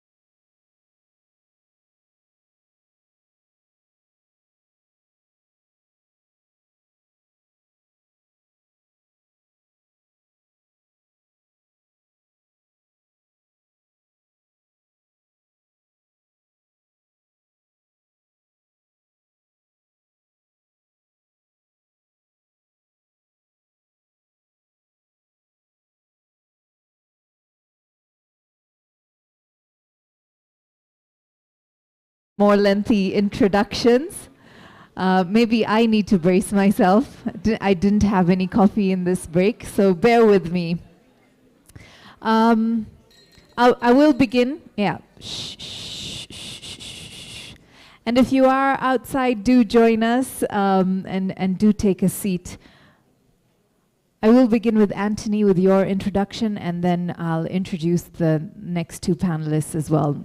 Anthony is a purpose-driven and motivated human rights and child rights advocate, humanitarian operations leader with a track record of success leading development and humanitarian teams and managing programs in complex conflict-affected African countries for over 25 years. He has a strong background in program development and operations, including expertise in child protection, children associated with armed forces and groups programming, child rights governance, youth, peace and security, peace support operations, youth engagement in governance protection of civilians, peace and security, refugee, migration and displacement. Just checking if there is, there is more. So displacement as well as smuggling and trafficking of persons, child protection in his emergencies, participation, gender and disability inclusion, climate change, and ICT4D. He has led teams and networks across Africa to deliver cutting-edge work in child protection, implementing Pan-African work with the African Union and the regional level, with regional bodies and mechanisms that include COMESA, EAC, IGAD, SADC, ECOWAS, and EASF. Those are many, many letters. All right, let's join our panelists from across the globe. You may see them on your screen, but I will go through with their introduction. Dr. Vladislava Gubalova, who's a senior fellow at the Center for Global Europe and part of the GlobSec Policy Institute. Dr. Gubalova is a senior fellow at the Center for Global Europe, part of GlobSec Policy Institute. Her current research focuses on European foreign policy, European integration, the future of Europe, as well as the Central and Eastern European region and its place in the EU. In addition, Vladislava implements projects related to citizens' engagement in participatory democracy and coordinates GlobSec's CEE Her initiative. She has extensive experience in preparing and implementing European grants, as well as holding a PhD in philosophy from Southern Illinois University, and prior to joining GlobSec, she was a visiting lecturer at several universities and colleges in the US. Welcome, Doctor. Also joining us online from Zambia is Dr. Oita Etiang. Dr. Etiang has over a decade of experience across sub-Saharan Africa, covering the whole spectrum of conflict and fragility management. He is an expert in systemic peace building, strategic conflict analysis, conflict structural vulnerability, and resilience assessment. Etiang has designed and implemented programs and developed training modules on conflict, early warning, social cohesion, post-conflict reconstruction, mediation, dialogue, and development of national infrastructure for peace. Dr. Etiang has been involved in cutting-edge research whose outcomes have shaped policies and enriched academic discourse both at the national and regional levels. His research specialities include conflict prevention, resolution, and management, governance and development, areas of specialization on which he has had numerous peer-reviewed published works in the form of books, book chapters, and journal articles. Etiang is the co-author and author of Understanding National Cohesion in Kenya, Conflict Prognosis, the COMESA Early Warning System in Perspective, Presidential Term Limit, A Threat to Peace and Security in Africa, China, and Africa's Peace and Security Agenda, to name a few. Dr. Etiang holds an MA in Political Science from the University of Nairobi and an MA in Managing Peace and Security in Africa from the University of Addis Ababa, and a PhD in Political Science from the University of Johannesburg. Welcome. Please give them a round of applause. So I think we'll get straight into it and allow me to invite our guests from abroad to speak first. We are going to talk to you, Dr. Gubalova. Drawing upon your expertise in Slovakia, how have you observed the effective addressing of deeply ingrained barriers to women's participation in governance? And are there valuable lessons that can be applied to address similar challenges in Garissa County? Pinky, I hope that everybody can hear me okay? Yes, we can. Great. First, allow me to thank actually the organizers from Epuka Ugaidi and the Slovak Embassy in Kenya for inviting me for such an inspirational gathering. Hearing the previous panel already, I got inspired and I think I learned a lot. And I think this is the point of today's event as well. It will not be a shock, of course, to tell, and everybody in the room, I think, agree that women are affected differently and often more severely, especially if we speak about climate change or consequences of conflict and extremism. If we speak about climate change for the past 10,000 years, the increase of temperature was 0.5, and now for the past 50 years, we're talking about doubling. So the devastation that we are already experiencing and seeing across the globe is only the start of the consequences that are here to come. To top that, if we mentioned that just this week, 2 days ago, a new UN report came out showing a record number actually of women and girls being intentionally killed last year, as close to 90,000, and this is a new record compared to the last 2 decades. We really see that the intersection of today's discussion is of urgent importance. And of course, there are some strides towards equality and inclusion. We see some results, but on the whole, we are still having to admit that we see women that are underrepresented in numbers. But what is even more concerning, they're really underrepresented in decision-making power. So that what does it mean? It means that it leads to strategies, it means to resolutions and policies that are drafted with an inherent bias. So the women's voices and needs and their perceptions are not included. So the question then that you raise is, what has been done and what to do? Of course, it's a complex solution to a very complex problem. And so I definitely don't hold all the cards with me. But I think that maybe 5 elements should be mentioned very quickly. First, information.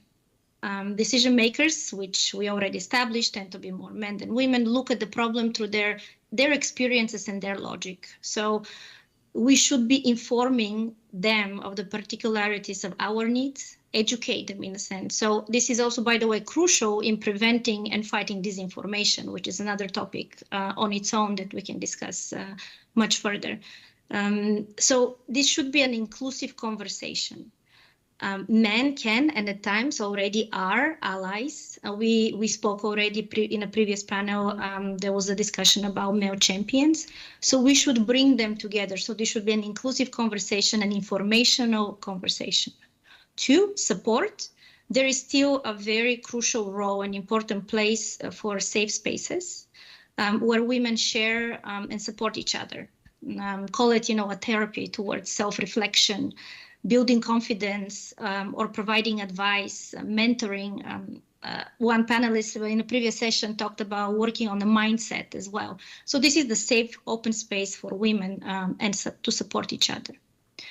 3, I would say partnerships. Now, I think that the most creative and sustainable solutions and policies really arise when the participants are treating each other as partners and with respect. So in that sense, that expands from the mutual respect based on gender, but it also has to be an intersectional thought behind it. respect for what different ages can bring to the table, different levels of expertise and of experience from a community level, local level, regional, national, international, variety of participants as well, government, private sector, civil society, farmers, sectoral contributors. So at the end of the day, the partnership is not about lecturing, but about discussing. And I think there is a big difference in that sense. 4 elements I would like to bring that have work and it has a great potential is leadership, of course. It comes in different forms, from being the decision-making position, in a decision-making position, being a leader. There is also the possibility to be a leader in your smaller or larger circles. We know that women tend to navigate to some extent well within a family structure, although we heard earlier that there's much more to work, even at that very nuclear setting. But we do tend to find a way to lead from the background, on the background. And we're also expected almost, and we are seen to be performing and accepted in certain domains, such as in a care type domains. But the problem here is that this is a small space, and it's really further shrunk by different policies that are being enacted, usually not by the leadership of women. So we should not put this as a limit to our being leaders in these spaces only, but it could be a very fruitful learning ground for us, a testing ground, let's say, to move forward. So 5th, and I will conclude for now with this, is I think education and access are the two very important. Basically, everything what I've said so far in some way circles back to education and access. Access being here on technological sense, but also economic resources, as we heard earlier as well. Education can go in different forms, from formal formats to experiences, to digitalization, learning, getting access to the new technology, but also learning how to use it, to a form of lifelong learning, which I think it's a must, regardless. So I call it a little bit as good as a superpower, because it does give us strength to inform. It gives us strength to support each other. It gives us strength to be a partner, equal partner. It gives us strength to lead and really amplify our voices. So these are some food for thought to start with. I love it. And I really love how you underscored even what our keynote speaker said today is about inclusion. I think that is extremely important. So thank you so much. Dr. Etiang, in your experience within the COMESA member states, how do the achievements of successful women-led initiatives in Garissa County compare to those in other ASAL regions, particularly in addressing issues like radicalization and climate change?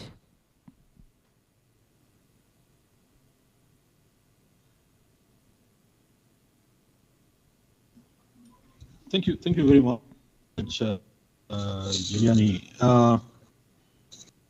The case of women engagement, specifically in the Garissa region, is quite unique as compared to how women organize themselves and initiate women-led initiative in the other areas, for example, in the islands or in North Africa or in the tropics.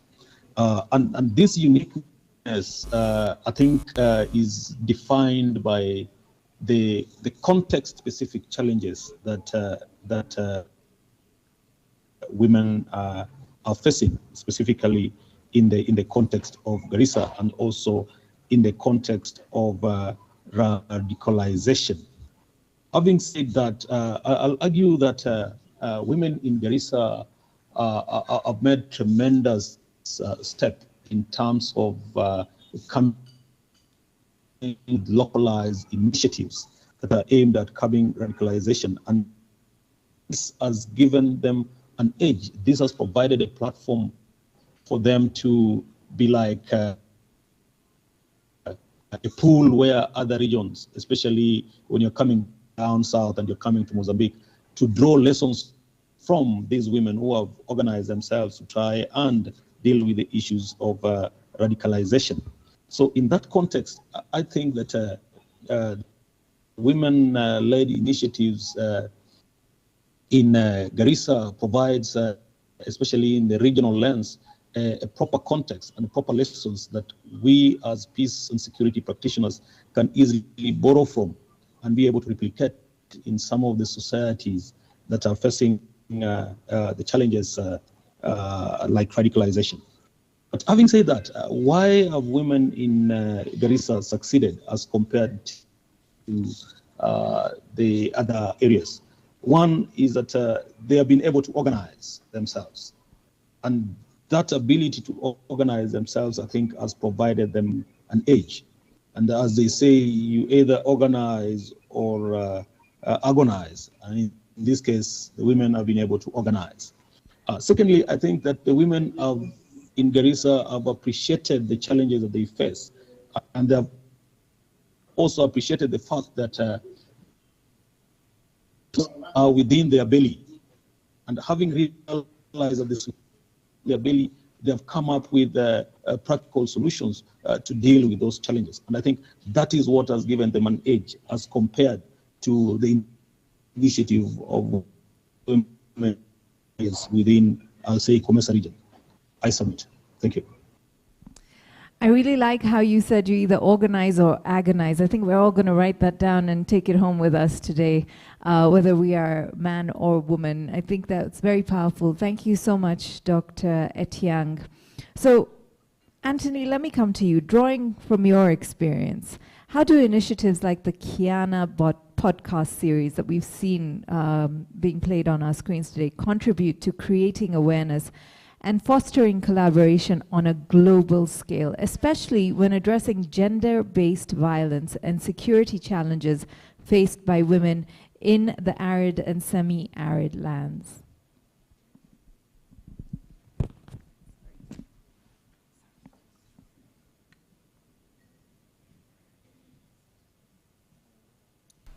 No worries. Thank you, Pinky. I've just been seated here and I was listening to every speaker. And when Dr. Elizabeth started, she gave a picture of what being a woman, what being a young girl in ASAL region becomes. And this is not peculiar to just Kenya. If you go to Somalia, if you go to South Sudan, if you go to Sudan, and a lot of other areas, it's not peculiar. But when we start looking at vulnerabilities, and especially now when you go to issues like gender-based violence, sexual conflict-related sexual violence, we need to also start looking at it from a different lens. And women, girls in ASAL region are compounded by multiple forces. So their problems are multi-layered, complex and compounded. And the description that was given early in the morning is that then most of the time women and girls become forgotten. But I would actually want to add they become invisible and voiceless. And in that space where they're invisible, they're voiceless, they become vulnerable. And so listening to the Kena podcast, I see multiple opportunities. One of them is the opportunity for them to have visibility and awareness of their issues. And that visibility is, we're having a conversation earlier, and sometimes we ask ourselves, are women this weak? Are they powerless? But in certain contexts, even though they are, if you think in the context of like FGM or child marriage, most of the time it's driven by the women. They're the ones who execute the decision to drive those harmful practices. But then the question is, can they not change that? But most of the time it's the fact that the power they have is only limited to that, to the space that is accorded to them. So having this voice that traverses beyond their locality begins to open up the space for them to exert themselves and to gain real agency. So I see these podcasts providing that opportunity. The second thing that I see is the podcasts give voice. And sometimes, and there are many, when you look at technology, there are multiple ways you can actually provide voice while still retaining safe spaces for women and girls to engage. And I think the use of technology, use of multimedia begins to provide that safe space. And the call is on those of us who are getting into this space, who are either using social media, using technology to voice issues of the vulnerable, is then to ask ourselves, are we also wearing a safeguarding lens, that the actions we are taking are not again compounding the challenges they have by opening them up to additional risks and harm. What I see Kenya doing is also providing a local to global collaboration and connection, where listening to Dr. Tiang, Dr. Vladimir, you begin to see there is a need for us to come together and have these conversations. We may be struggling with an issue here, either because from food insecurity, climate, conflict nexus, well, other people have learned from them, so having these platforms then allows that cross-pollination of ideas, cross-learning, and then there's that global connection and collaboration towards solutions. Lastly, what I see is an opportunity for these voices, this visibility, to begin to play a part in policy influence and advocacy. I think the silence keeps perpetuating the problems, because as long as we don't speak about them, we assume there's nothing. But the critical thing is also recognizing that one shoe does not fit all. So we cannot have a voice in Nairobi purporting to speak for someone in Garissa. So providing voices to the actual people who have these lived experiences begins to give a clearer, more sharper picture of what needs to be done. I liked actually what Charlene said earlier, that let the action influence the conversation. So I think the reflection of this is also let lived experiences inform the solutions we develop. And I think this is the beginning. Having these conversations helps to propagate actions that are community-driven and also promote locally led actions. I love how you said, going local and having a global partnership. I think that's very important. But you also said something really important about how the girls in these spaces are invisible. And this podcast is giving them visibility. And I think also Charlene was talking about, how in this generation we can see the change, but we'll have to be the people who empower, which is why this is such an important conversation here today. So thank you very much again. Dr. Etiang, let me come back to you. From an international perspective, how can the efforts of regional economic communities harmonize with local initiatives to tackle challenges such as limited access to education and information, acting as barriers to women's active participation in civic processes, not only in Garissa County, but in the region as well?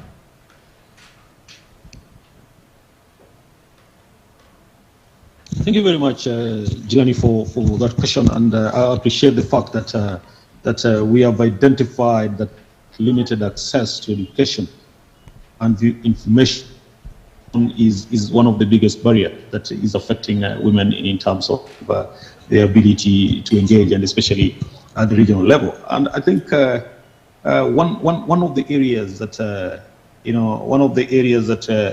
we can really work on in terms of enhancing and tackling women challenges is what Anthony talked about, the idea of strong collaboration between the regional economic communities and local CSOs. The regional economic communities don't have the wherewithal, they don't have the networks to get the grants, and they can only do that by partnering with strong CSOs like Save the Children, like Epuka, so that the message gets down to the really people. And these are women in Garissa and women in other parts of the region. So there is need for us to strengthen that collaboration, and that collaboration will create a nexus between top-down and the bottom-up approach.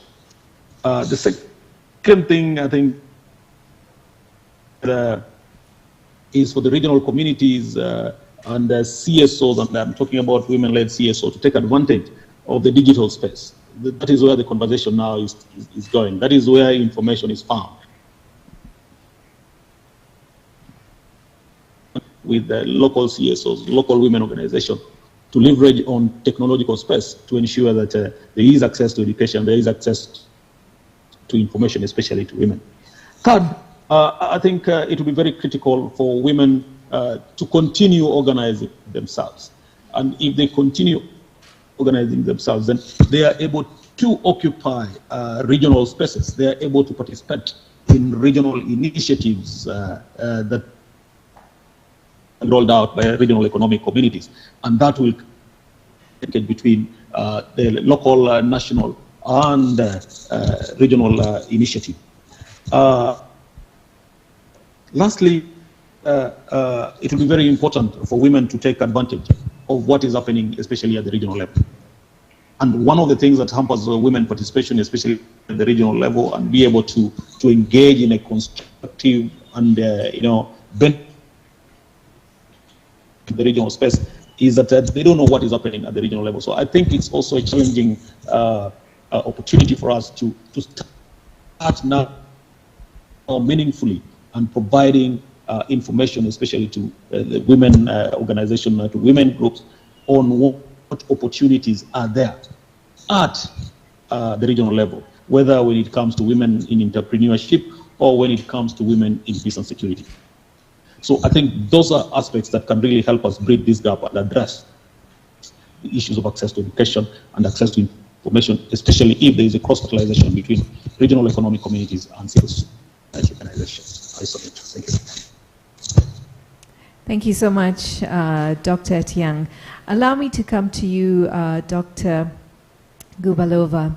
In the context of prevailing global challenges, what collaborative strategies can be explored to overcome the specific obstacles that hinder women in Garissa County from contributing to peace, governance, and sustainable development?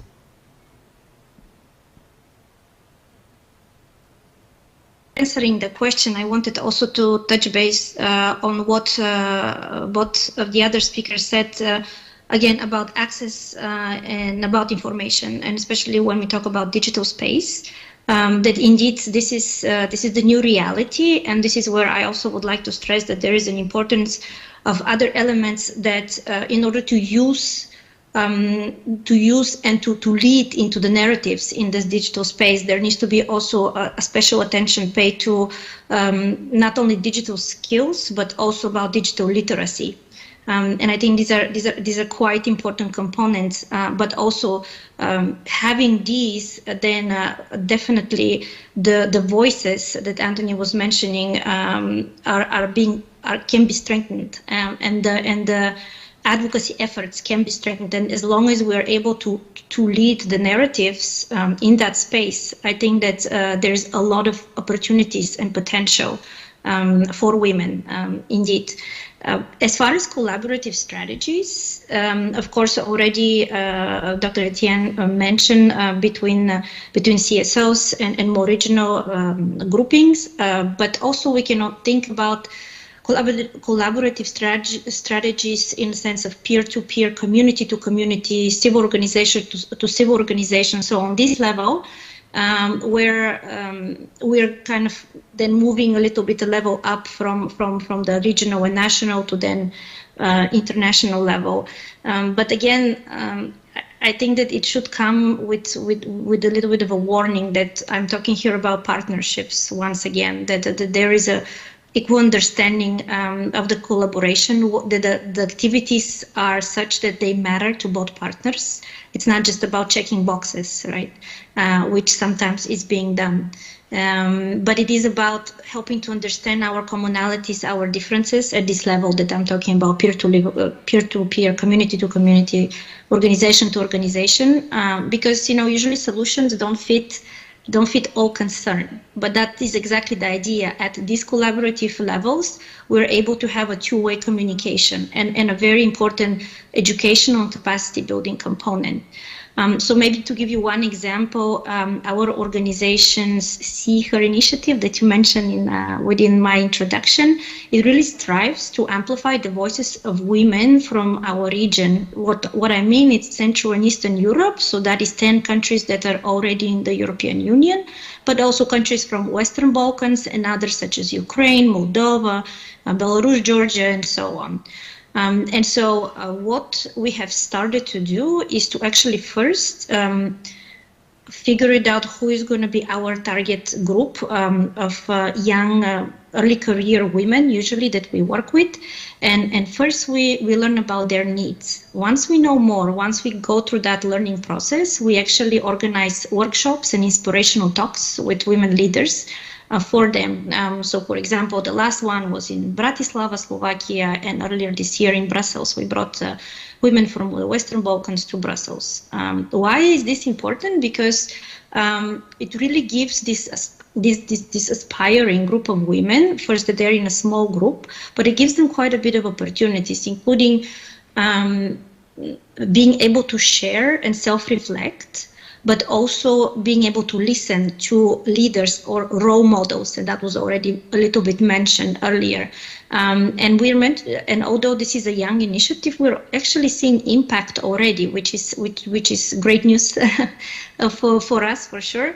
But this is where we're seeing capacity building elements that are working, networking building, not only between the women, by the way, they continue to collaborate, and as they gain their development in their careers, they continue to support each other.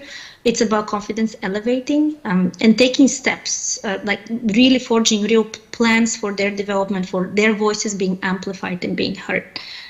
So again, it's a mutual learning process. We're facilitating it and we're learning from each other. So again, it's not about lecturing, it's about discussing, learning together, supporting, giving access, right? Building up, at the end of the day, really new generations of women and men, where equality and inclusivity is part of the normal functioning. It shouldn't be so hard to talk about these topics. And so this is our strive. And on this level, I think that there is a lot that it can be collaborated from region to region, from community to community, from peer to peer. Thank you so much, Dr. Vladislava. I think one thing that you said there was, that really stood out for me is the importance of role models, especially for our young women.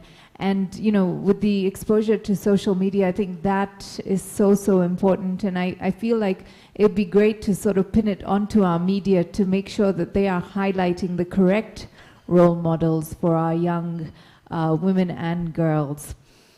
Anthony, given your area of expertise and the multi-dimensional nature of the challenges faced by women in marginalized regions, what key recommendations do you have forging stronger global partnerships that can empower these women in areas of governance, in areas of peace and security, while also addressing the impacts of climate change?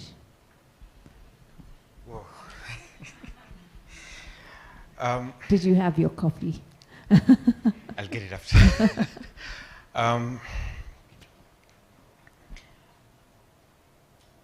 To make recommendations, you also need to understand what gets us there. So the current problems facing women are both systemic and structural. So there is a lot of work that we need to do to address particularly the structural dynamics from a community level, societal level, in terms of how we perceive women, how we perceive girls, because that then directly has influence in terms of what investments we make in them. So for me, that's very critical for us to invest in that, on that. And this means that we need to also recognize that women and girls are not just a homogeneous group. You'll find women who have disabilities, women in rural areas, women in urban areas, and unless we also craft solutions that are shaped within that understanding of women, girls as heterogeneous, we will never have solutions that have impact. And I can give examples. I was talking to the chief guest here, and we were just sharing, and I was saying, you know, sometimes if we just even take like in ASAL regions, one of the biggest investment that the government places there is social protection funds.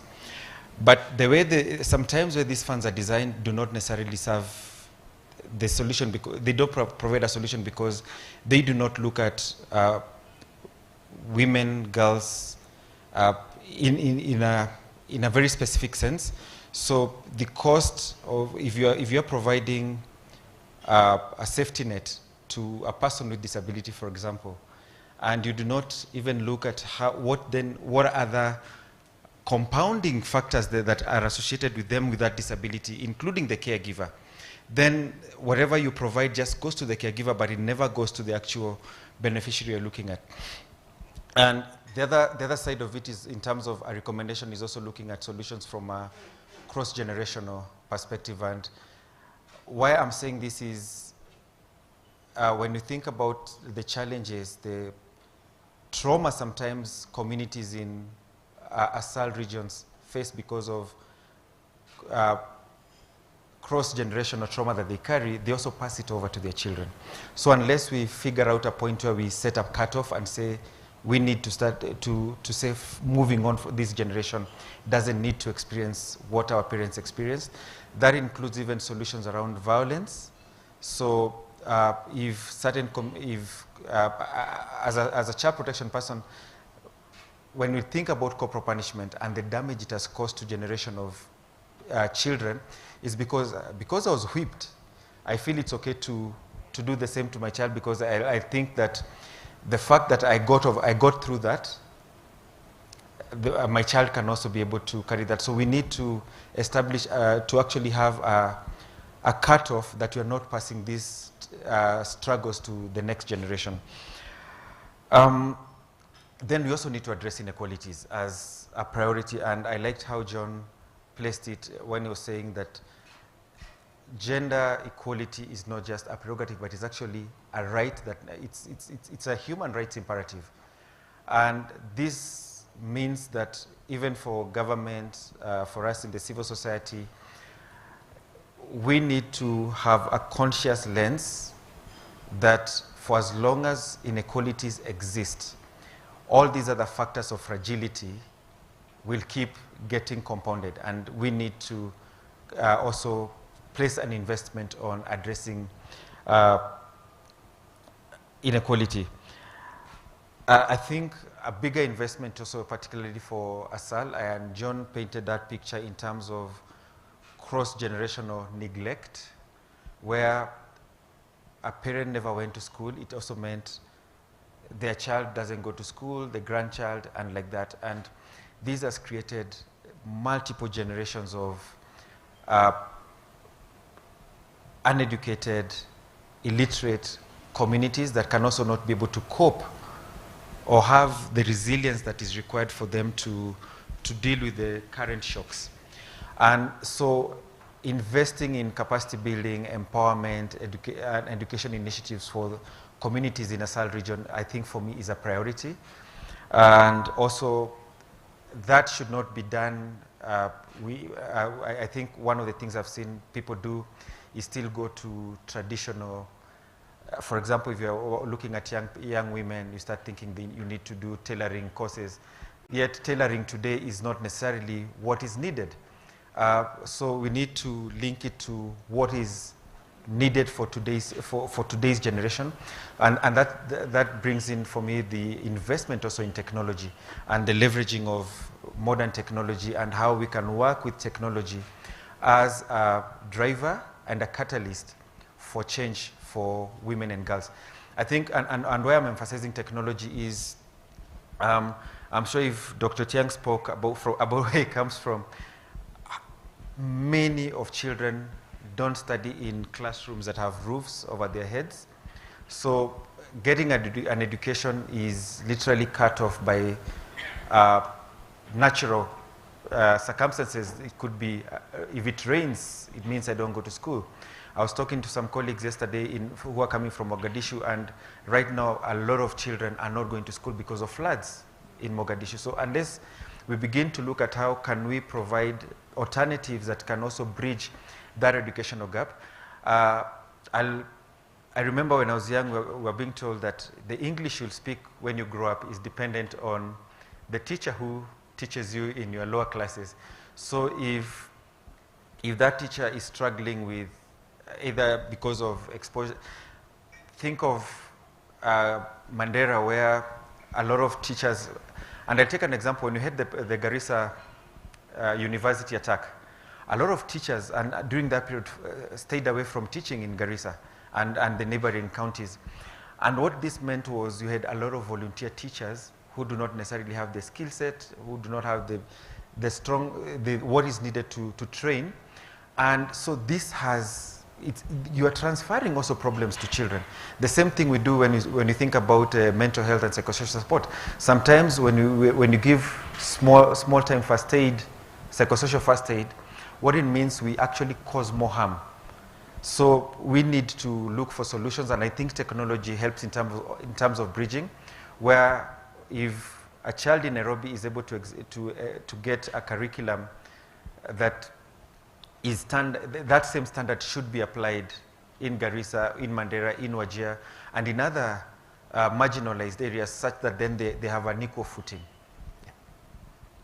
I think this is a conversation that we can, there's so many questions that still need to be answered. So I'm going to throw it back to Madam Ambassador and ask her, maybe we'll do another session sometime soon. But because of time, we'd need to wrap up this panel. And I'll just start again with you, Anthony. Maybe you can give us some of your final thoughts and a recommendation. I think the complexity of the issue we're dealing with will require cross-sectoral, multi-actor partnerships. I think that's the one thing I see. So for us to address a lot of these challenges, we need to draw as many lessons and evidence in terms of what works from different spaces.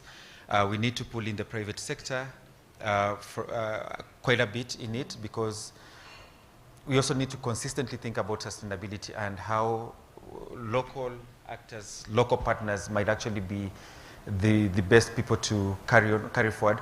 We need to invest in local solutions. So the localization is critical for me.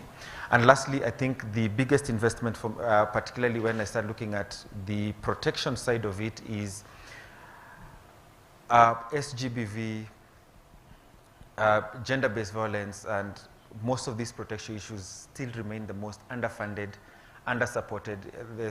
Even when the government says we have child protection systems and response mechanisms, they don't have the right people in them. Also, the investment in those in that referral pathway in terms of solutions is not really adequate. And I think when you think about it, even from just as perspective of when crises and shocks hit ASAL regions, which most of the time are actually along the borders, people cross borders. So you have sometimes people from other places coming into an already crowded, problematic space. So that expands the challenge. And also the systems are not able to cope with that. So also looking at cross-border, cross-regional collaborations that would actually be able to address and provide seamless protection services and mechanisms. Those would be some of the two I can pick up, and I'm sure the other colleagues will. Absolutely. Let's cross over to Dr. Tiang with his final thoughts and some recommendations. Dr. Tiang. Thank you very much. I think my final recommendation is that let's walk the talk, and let's play our roles at different levels. At regional level, it's incumbent that we play our role, and we should do it well. At the national level, it's incumbent upon the national governments to do their role, to support women empowerment at all levels, and they should do it well. And also at the grassroots level, the CSOs need to walk the talk and play their significant role and do it well. And as they always say, that if you're given a chance, do it well. Do it the way Michelangelo painted pictures. So do it to your best. And I think if all of us make our contribution, however small, then we'll be able to overcome some of the challenges that women, especially in ASAL areas, are facing. And as we look for these solutions, they say that we should look for African solution to African problems. I'll add that we also need African money as part of the solution to some of these problems. Thank you. Let's submit. Thank you very much, Dr. Tiang. Indeed, we need to walk the talk. Over to you, Dr. Vladislava, and maybe with your final thoughts and, of course, the recommendation. Thank you very much. I have to agree with my colleagues. Yes, we have to walk the talk, do our jobs, and do it properly. Look into the intersectional approaches, as Anthony mentioned, and local solutions with engagement of local expertise. I would add to that that I think that the role of role models, allies, and champions can not only can inspire, but I really believe that also can make a real narrative and policy change influence. So I really appeal to all the successful women and men in the room today to be these role models and allies and really get the job done as we all would wish. We would wish much better world, as I earlier said, that where we don't have to struggle and talk about equality and inclusion, but it's part of our everyday life. Thank you very much. Thank you, Dr. Gubalova, Dr. Etiang, and Mr. Anthony Joroge. Thank you so much. A big round of applause for our panelists this afternoon. It's been indeed an honor to hear the insights, to learn from you, to hear from you, and get your expertise. Thank you so much. Please do have a seat. It now gives me great honor to call up on stage, up in front of you, with no stage here, our next two speakers who are our call to action speakers. And when they were told a touch of orange, I think they executed it really well. By the way, you all look phenomenal with your touch of orange. Please put your hands together for Jamila and Umi. Big round of applause.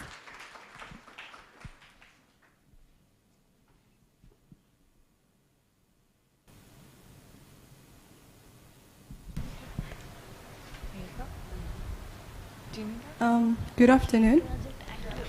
As mentioned, my name is Mulkhar Ahmed. I'm an artist, a professional artist from Garissa County. I want to thank the organizers, the Epuka Ugaidi team, and also Solvac. Thank you. Good afternoon, distinguished diplomats, esteemed government officials, and honored guests. Today, we gather having delved into the profound narrative shared in the Bridging Voices for ASAL Women podcast series, a journey into the heart of governance, peace, security, climate resilience, gender equality issues faced by marginalized communities in Garissa County. In exploring the root causes of conflict, we've seen historical grievances and resource scarcity shape the narrative of Garissa County. Our call to action is crystal clear: a comprehensive and nuanced approach in imperative addressing prejudice and discriminatory practice to pave the way for lasting peace. The interplay of climate change, resource scarcity, and security dynamics demand our immediate attention. While sustainable resource management practices prove effective, we must also navigate the added complexity brought by gender disparities. Into the middle of the celebration of women's resilience, we acknowledge the barriers hindering their full participation in governance. The call to action resounds in initiatives overcoming these obstacles, striving for more inclusive governance structures. Examining the complex factors driving radicalization, we've showcased community-led initiatives as effective tools for countering risk and offering localized solutions. The call to action is a collective effort for stability and security. Addressing the disproportionate impact of climate change on women, the call to action centers on initiatives integrating gender considerations into climate change strategies, fostering positive outcomes. The link between youth engagement and progress in peace and sustainable development was emphasized. The call to action encourages support for youth-led initiatives addressing radicalization, gender equality, and climate change. Highlighting the pivotal role of education and active civic engagement in women's empowerment, the call to action resonates in efforts to perform women's education and access to information. As mentioned earlier, I'm an artist and I brought some art pieces that I've done. If you'd like to support, please pass by. Thank you.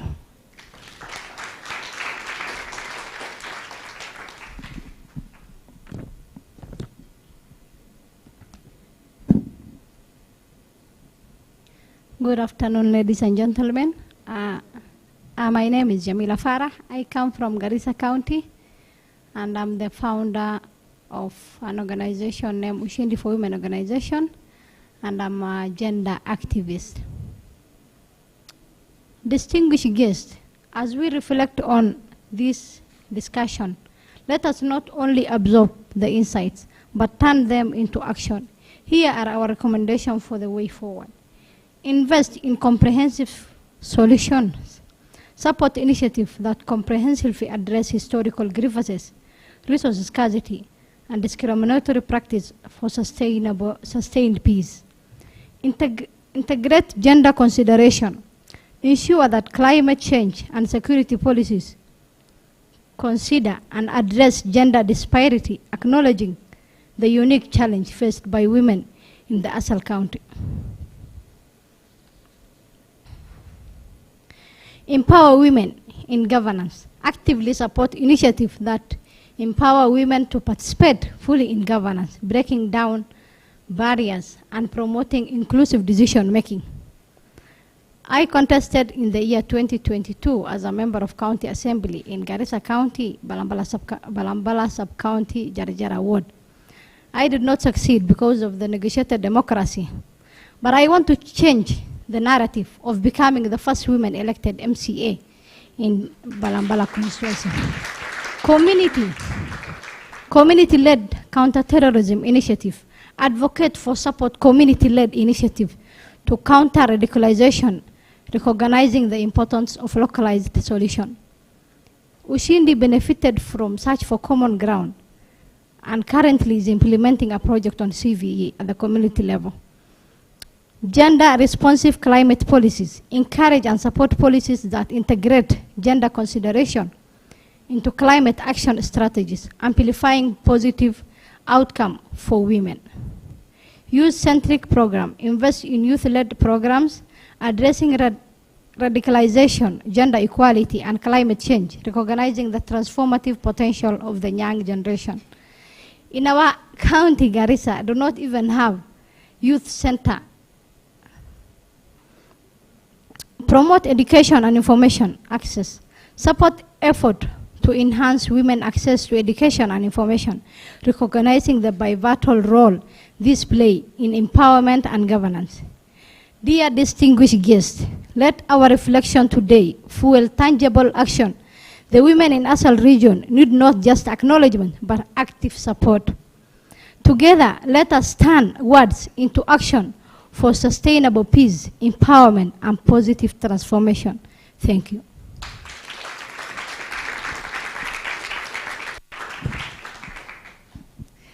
Thank you very much, Jamila and Umul Khair. You cannot have a conversation without a call to action, so thank you very much. I'm sure you all know why you're wearing a touch of orange today, right? Do you know? Can I hear? 16 days of activism, well done. It gives me great pleasure once again to ask Her Excellency, the Ambassador of the Ambassador Katrina Zufa Lilikdonova, the Slovak ambassador to Kenya, to come and say a few words about the 16 days of activism. Please give her a round of applause.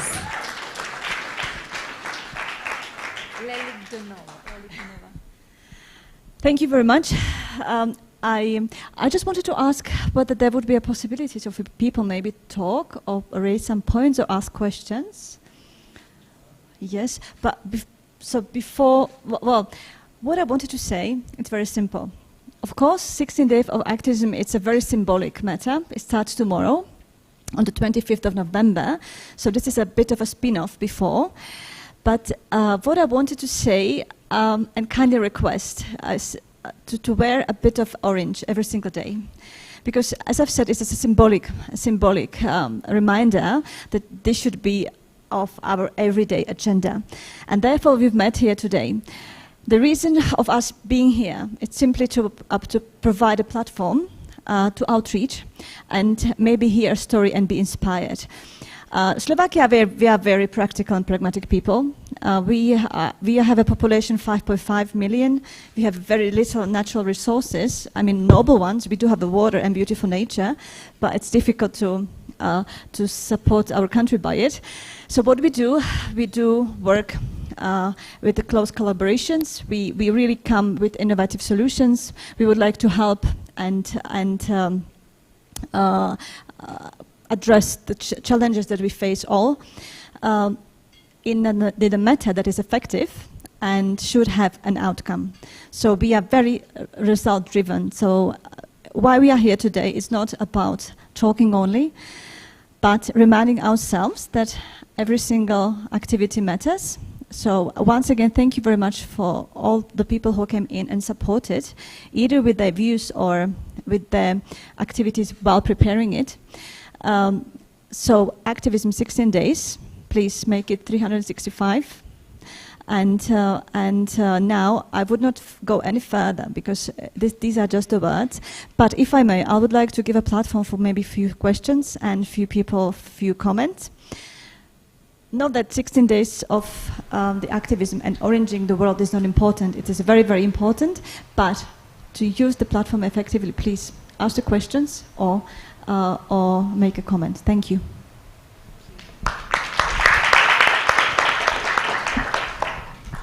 So does anyone have any questions or comments? Don't be shy. I'll come to you if you don't raise your hand. Yes. If I may, just one specific question. I've listened carefully to all the podcasts that have been prepared by the students and a representative of the Garissa University on a specific topics and challenges. One which came to me as very important is the security and safety, of course. And as it has been as well mentioned before, it is crucial for the stability and development of the region, of course. So I wanted to ask about the specific position of females, girls and women in the security sector. I know they've been targeted a lot, or as well might be even beneficiary of while they are looking for an income, and beneficiary in case of radicalization or supporting the terrorism, for example. So I wanted to ask, what is the position of women, and whether there is as well platform for them to outreach the security authorities of Kenya if they come across anything, or how they can be assisted So this is one of the specific questions that I would be interested in.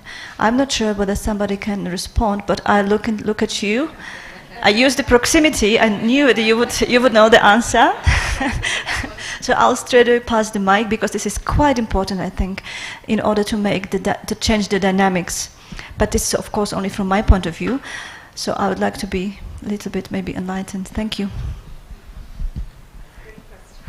Yeah, it is. I think when I was speaking, I did mention that the barriers to women are very structural. So when it even comes to the security institutions, the number of women or the position of women is cut off just at even before it starts. The recruitment process, be it in the military, in the police, is inhibitive for women. The physical exercises, the design of entry into the security force already shuts out women. Within the force itself, even the conditions, working conditions for women, is also not very conducive to encourage women to stay in. So there's a lot of work that needs to be done. So like, speaking for Save the Children, we are actually working with both military, police, to try and improve this. So we do run programs that are looking at bridging from an advocacy point of view, how do we get, and not just in Kenya, but in a lot of countries where we work, to see how they change their approaches and improve the more of the systemic challenges that do block women. But to say, for example, but like in Kenya, for example, I think within the military we're seeing quite a bit of progress on it, where you start seeing a lot more women rising into senior leadership. We have more generals now who are women, but that is not enough just to promote them, but I think they also need to be given more strategic positions. Yeah, and also, and those strategic positions should also be resourced. So you just, within the police, I think what we've seen, which is very tokenistic, is the few women who are in the police. A lot of advocacy was done for child protection desks, for gender desks. So it is generally then assumed that women should just go to those desks. And so they're being given these mundane things that are not really well thought out. So a gender desk that's supposed to be an infrastructure, literally, that handles, like the initiative that is being done right now in Nairobi, Nanyuki, on Polycare, where they're looking more at holistic management of particularly sexual violence, and how you maintain the dignity of the survivor. But that was the original idea of gender desks. They were not just supposed to be a desk, but they were supposed to be a complete one-stop facility that would provide complete service in one place. So I think there's more that needs to be done. And it's something that we, from where we sit, we continue to prioritize in terms of advocacy, but it's still a big challenge, and that's why you still find those gaps. If I may, just clarification. Of course, I do understand that we're not going to have a black seals there. Of course, I mean there are physical barriers, for example. But what I wanted to know, whether the knowledge the females have from the region are used while preparing strategies, you know, while proposing measures, you know, this kind of involvement of the females in a security sector, that it is in line. And then another thing, what I wanted to ask is there's a female and she needs a woman observing specific activities or being a target, whether she have a link where she can turn to within the security forces in the region, or authorities, not forces, but authorities? Yeah, definitely. I think a lot of the progress that has been done also has been led by women. So I've seen very focused, strong-willed, smart women lead the reform process. There are practical applications. So for example, like in a lot of the conflict settings, violent extremism, if you look at contexts like Northern Kenya, Somali, we have female engagement teams that are led by women that are able to engage, and that provide the close contact that is able to address some of those very quick. A woman knows they have this place they can go to. And that has been one step in terms of trying to bridge that divide, the connection with the security apparatus. But there's a lot more that needs to be done in terms of capacity building, because also the attitude, the behavior, then also makes it, compounds the problem, where you find someone who's already been sexually abused comes, and then they also physically, or the circumstances also, it's very difficult for them to get the help they need. So there's the capacity building of the force needs to be done in terms of how they have more gender transformative, gender responsive interventions. But then also in terms of also setting standard operating procedures that do also safeguard particularly women and girls so that they do not get re-abused or re-violated. Well, that's an entirely different conversation that I think also needs a lot of sort of unpeeling and unraveling. I think it's a powerful conversation. Any more questions? Yes, there is one behind there. 2, 3, great. Thank you. Hi everyone, my name is Domtila Chasang. I'm from West Pokot County, and I'm also a girls and women's rights advocate. And I wanted just to really thank very sincerely the team that put together the agenda for discussion today, and of course also the conveners of this forum today. I wanted to comment that everything that has been discussed today was very relevant, not only to Garissa context, but also across all the other ASAL counties, West Pokot included. Every discussion, every point that was put across, I was feeling like, yes, that is what we need to talk about. So thank you so much for thinking about all of us, and not just putting that discussion to address what happens in Garissa, but also across the other 29 ASAL counties. As an ASAL woman coming from the very remote and also historically marginalized community, I felt fully part of the discussion, as much as I didn't have a chance to contribute, but I felt like that was something that needs to be scaled up, and it should not stop at this point. If you guys agree with me that this discussion needs to be piloted across the other communities who are facing the same issues. And I wanted to really appreciate what Jamila said, that it is not enough to acknowledge the women at the front line advocating for the rights of fellow women and girls in their communities. Support is required. It's not enough to tell me that, Domtila, you're doing an amazing job, and then it stops at that.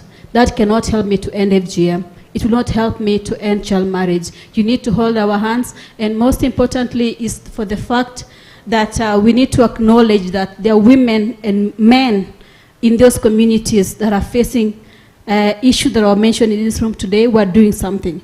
It's not enough for us to sit in room full of opportunities and resources and to start thinking and starting new conversations about ideas that we are going to use to end all these issues in the community. But it's important for us to recognize the women in those communities who are leading change and holding their hands and continuing supporting those women at the front line. So thank you so much. Let's walk the talk.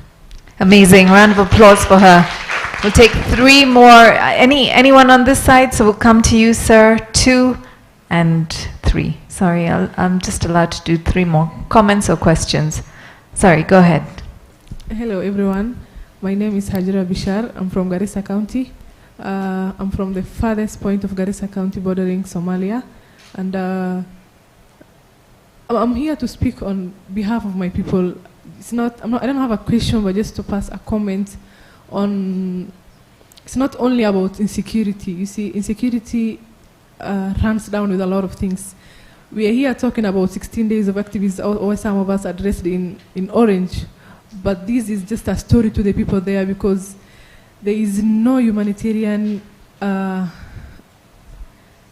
intervention, any of it. You see, just because we are told UN or maybe whatever strategies they have restrictions on going to those areas, you see.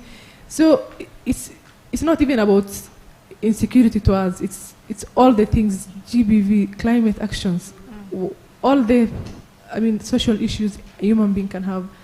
So my request is to the donors here, or maybe to the future donors who are willing to support these initiatives, that we are women out here, me, Jamila, women who are involved in political spaces as well as the social spaces, that we are supporting our communities voluntarily.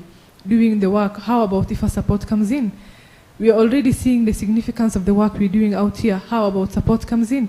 We are here talking about localization, but the real issue on ground is that these funds or these supports come through 100 channels, going that maybe 100% of the fund, 30% is actually going to the implementation. So localization is really, really very important, and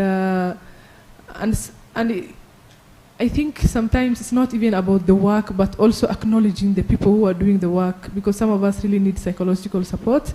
And you see, you are a woman. My identity as a Muslim Somali woman in Kenya is actually a threat to me. What about being a peace-building woman who is actually working in the security sector?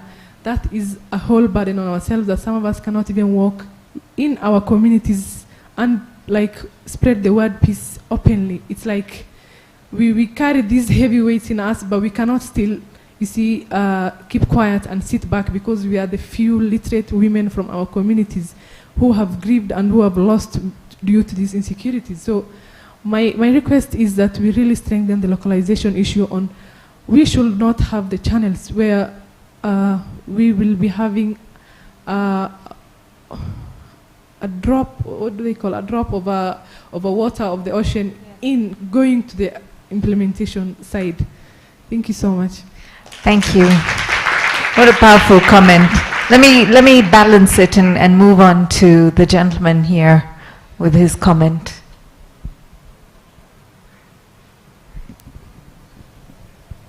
Thank you so much. It is great to be part of this interesting dialogue. My name is Willis Onyango, and I serve as the Executive Director at the Youth Cafe. I have a couple of observations to make. First of all, there is a UN resolution on youth, peace and security, and it identifies many issues in which young people can be involved in peace building in efforts, including young women. And part of it is in terms of reintegration of returning young people who have been affected or have been part of conflict situations due to fragility as active participants or as those who are affected. So the question is, how do you ensure safeguards for young people who are returning out of conflict settings? The second one is a more hypothetical question, because our approaches to peace building and addressing violence is primarily drawn from the colonial legacy of intervening rather than addressing the long-term effect or the root causes, let's say, of violence. If a terror event occurs, that is when the attention shifts to the event, but it is looked at as an event, not recognizing that there are drivers that have made it to fester over the years to spill over into a violence occurrence. So how can we embed in our approaches to countering violence interventions that are not reactive but are long-term and are integrate efforts and activities that happen way before violence is seen. And then lastly is on the issue of domestic resource mobilization. A panelist talked about how do we resource fighting violence and community involvement in peace building that is more locally led and driven by domestic resources, because I don't think it is sustainable to have a financing framework that depends not on the community that are affected. So what are models that work in terms of domestic resourcing of peace building efforts? Thank you. Okay, do you have your question directed to anybody? My question is directed to The hard one is directed to Anthony. But I think that there are some that I don't know whether the online participants are still. I think we'll allow Anthony to respond, and then we may have to, because of time, we'll just answer that one question and then take the statement from the lady in green at the back. Thank you, Willis. I don't know whether the hard one is the reintegration one. All right, let me start with that one then, and then you'll tell me which is the hardest one. The reintegration has remained one of the hardest challenges in terms of when it comes to issues around disarmament, demobilization, and integration, for a number of reasons. And it's interesting because you're having a gender conversation here around women. Well, traditionally, when we think about those who've been associated with armed groups, women were never included in any of the interventions. So for a long time, most of the reintegration interventions never touched on women. And so we still have a lot to learn in terms of how can we do DDR interventions right. Two, reintegration is long-term because you're looking at, especially having engaged with former Kafax in northern Uganda. Some of these were recruited. Some of these young men and women were abducted when they were 8. So they are coming out when they are 19, 20, 21. So it's been years, and within that period, they've committed a lot. They've done a lot of things that even their own communities do not want them. Some cases, for example, in South Sudan, where you have children who are carrying arms, they've killed. They would go into the safe houses, and you're working through the integration, and those safe houses would actually be attacked because the communities do not want these people to come. So they come and they kill those ones, or sometimes, and when these ones get to know that there might be an attack, they prefer to run away and join. So it's a complex issue that needs a lot of work, and it must start also from community sensitization. One of the things we've been doing, for example, with governments is last year the Africa Union adopted a continental policy that was taken up by all 55 member states that started looking at, first and foremost, the recognition that whether this child who's been associated with armed conflicts or armed groups is a victim-first approach. So meaning you need to employ the lens of them as a child first. So how you handle, how you treat them.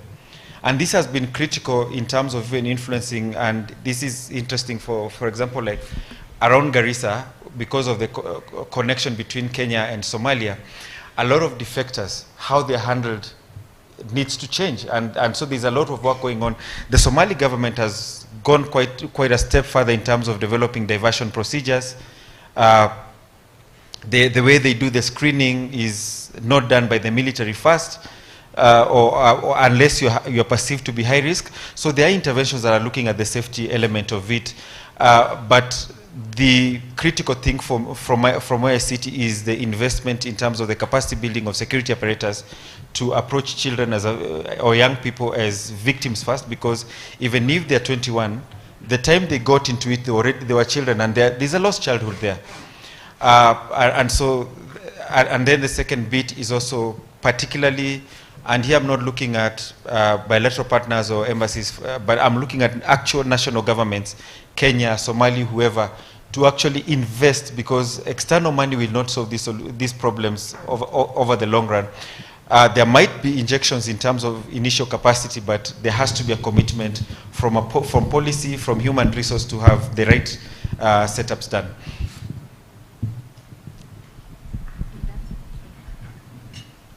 No, so there was a second half of the question that I feel John can respond to as well. Sure. I actually thought the question was meant for me, but I'm happy to take this. And I think the question is about the local resources or mobilizing resources. When we got the county government in 2010, part of what they were expected to do is actually put aside finances for various, devolved functions. And if you look today, like financing locally led climate action, each county is actually supposed to put at least 2% of their budget toward the climate action. This is in line with the Paris Agreement and, of course, the localized agreement on climate action. But not most of the counties actually even put that.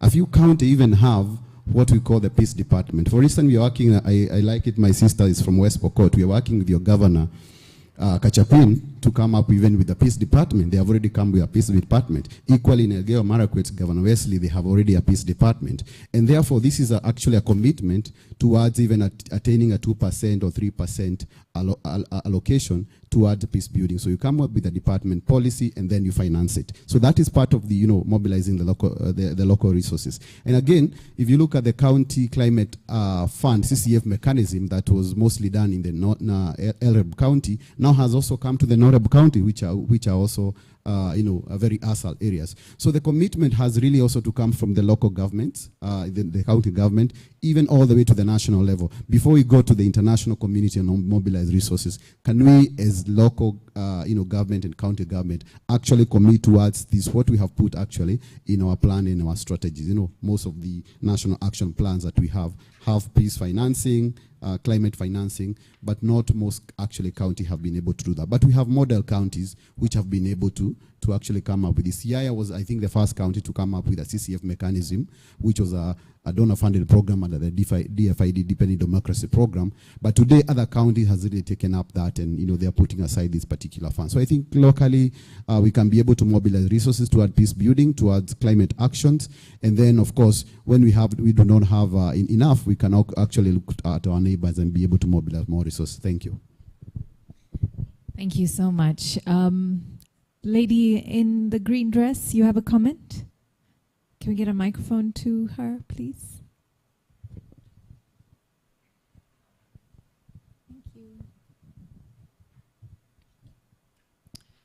Amazing session and conversations. My name is Fiona Jerry from Kajiado County. An expert in agroecology and also one of the capacity builders of the World Climate Change Councils in Kajiado County. So my question is, now that you've mentioned about FLOCA and financing locally led initiatives, that is centered towards community projects. But in relation to women, my question is, how can these diplomatic efforts be aligned with local initiatives and grassroots that are actually women-led to ensure a comprehensive and effective approach to supporting these ASAL women in alleviating poverty through land acquisition? Because when we are addressing inequalities, one of the platforms that we need to be on the same level is ownership. So how can women be supported towards land acquisition? And secondly, in relation to security, how can we form a task force? Because we have had a call of action.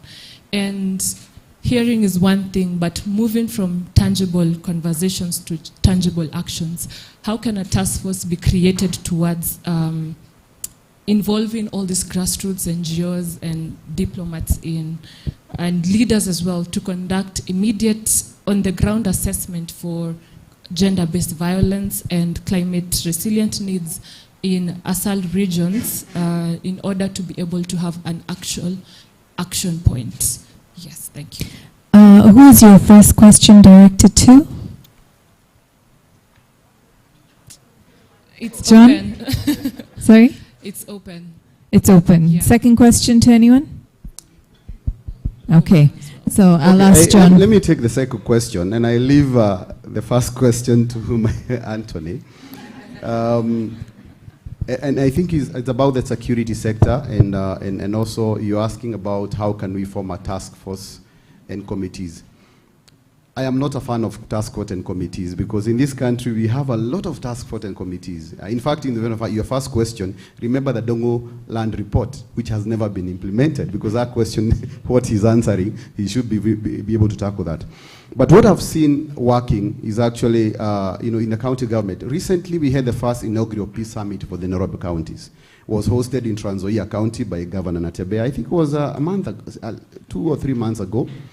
And that brought together a number of counties in the Noreb and ASAL region in the Noreb, and they actually signed a number of peace accords. So instead of forming these particular committees or commissions, they had actually an action plan. As county governor, where should they lead from the front in terms of peaceful reintegration, but also building cohesion between the community that worked around. If you look from Washigishu, for instance, going into West Pokot, the borders West Pokot, Masol areas, with Elgeyo Marakwet, there's a lot of cross-border, dynamics there, and communities move from one county to the other. So the governors are actually coming to say, this is actually, we are one people.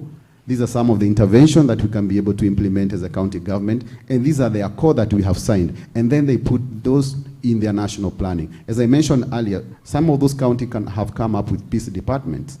And actually, in those peace departments, there are policies that also are supposed to promote women in actually peace building. Because when you see in those particular counties, women are quite involved, especially at the level of the peace committees, for instance, but their voices are not heard at the subnational level, which are the county level. So if we are able now to bring those women to that particular level of conversation, then we can do away with creating commissions to women actually participating in decision-making processes, policy-making processes, and even implementation of this at the county level, which of course can be replicated at the national level. I hope I've answered you. Now he can take the harder question. Fiona, I don't know whether I got the first question right, but I think it was around cascading some of these high-level initiatives to reach out to local grassroots women-led organizations, right?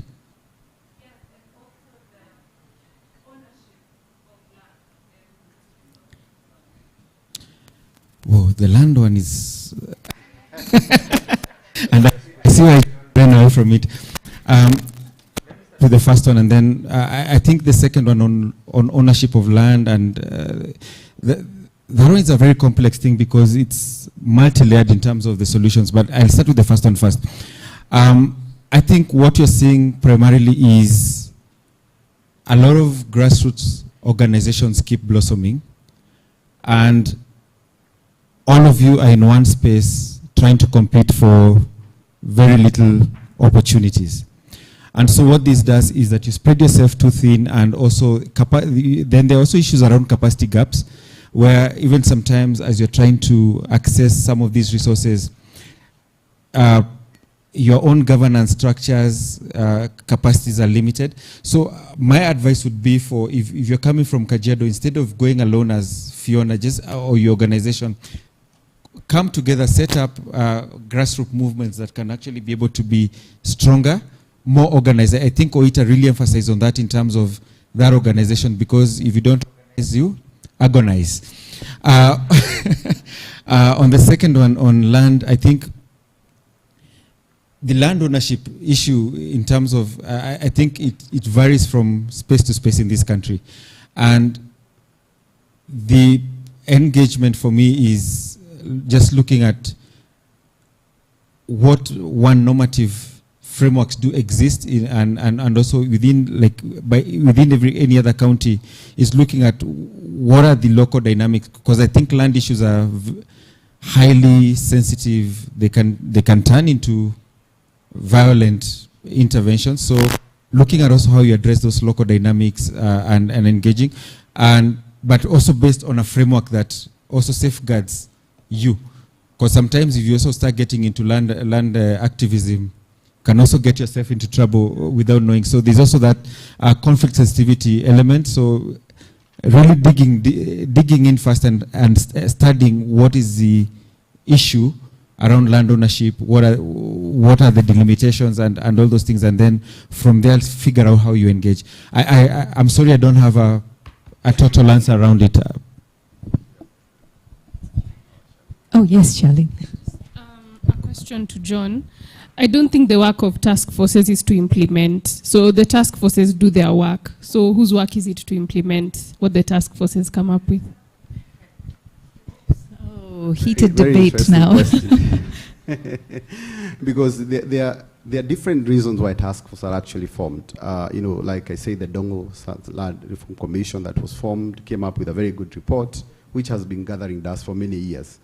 there are different departments. For instance, the land, ministry would definitely have implemented that particular recommendation from the Nogo Land Report.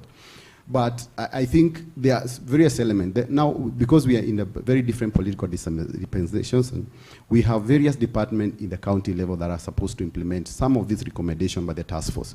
Equally, the national government also, of course, has a role to play in the implementation. For instance, security is actually in the preserve of the national government. So any recommendation that is given on security aspect should actually come to the Minister for Interior to be able to implement this. For instance, if you're talking about the disarmament exercise, then Kidiki should actually take lead in implementing recommendation that could be under disarmament. Equally, he can be able to cascade it down all the way to the county commissioners, assistant commissioners, and the likes.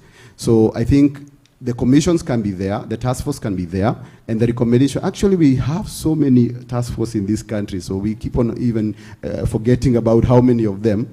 So for me, it's really, can we first even implement some of these that were actually done a long time ago, before the issues actually accumulate again? Because if you look at the Dongo Land Report, it was quite many years ago, but a number of issues have, population have increased, people have moved from one region to the other. So the issues have really accumulated. So if we can be able to implement immediately, so it definitely will be able to tackle these particular challenges of where we have recommendations and no action. So the talk has not been walked yet in most of these aspects here. Thank you.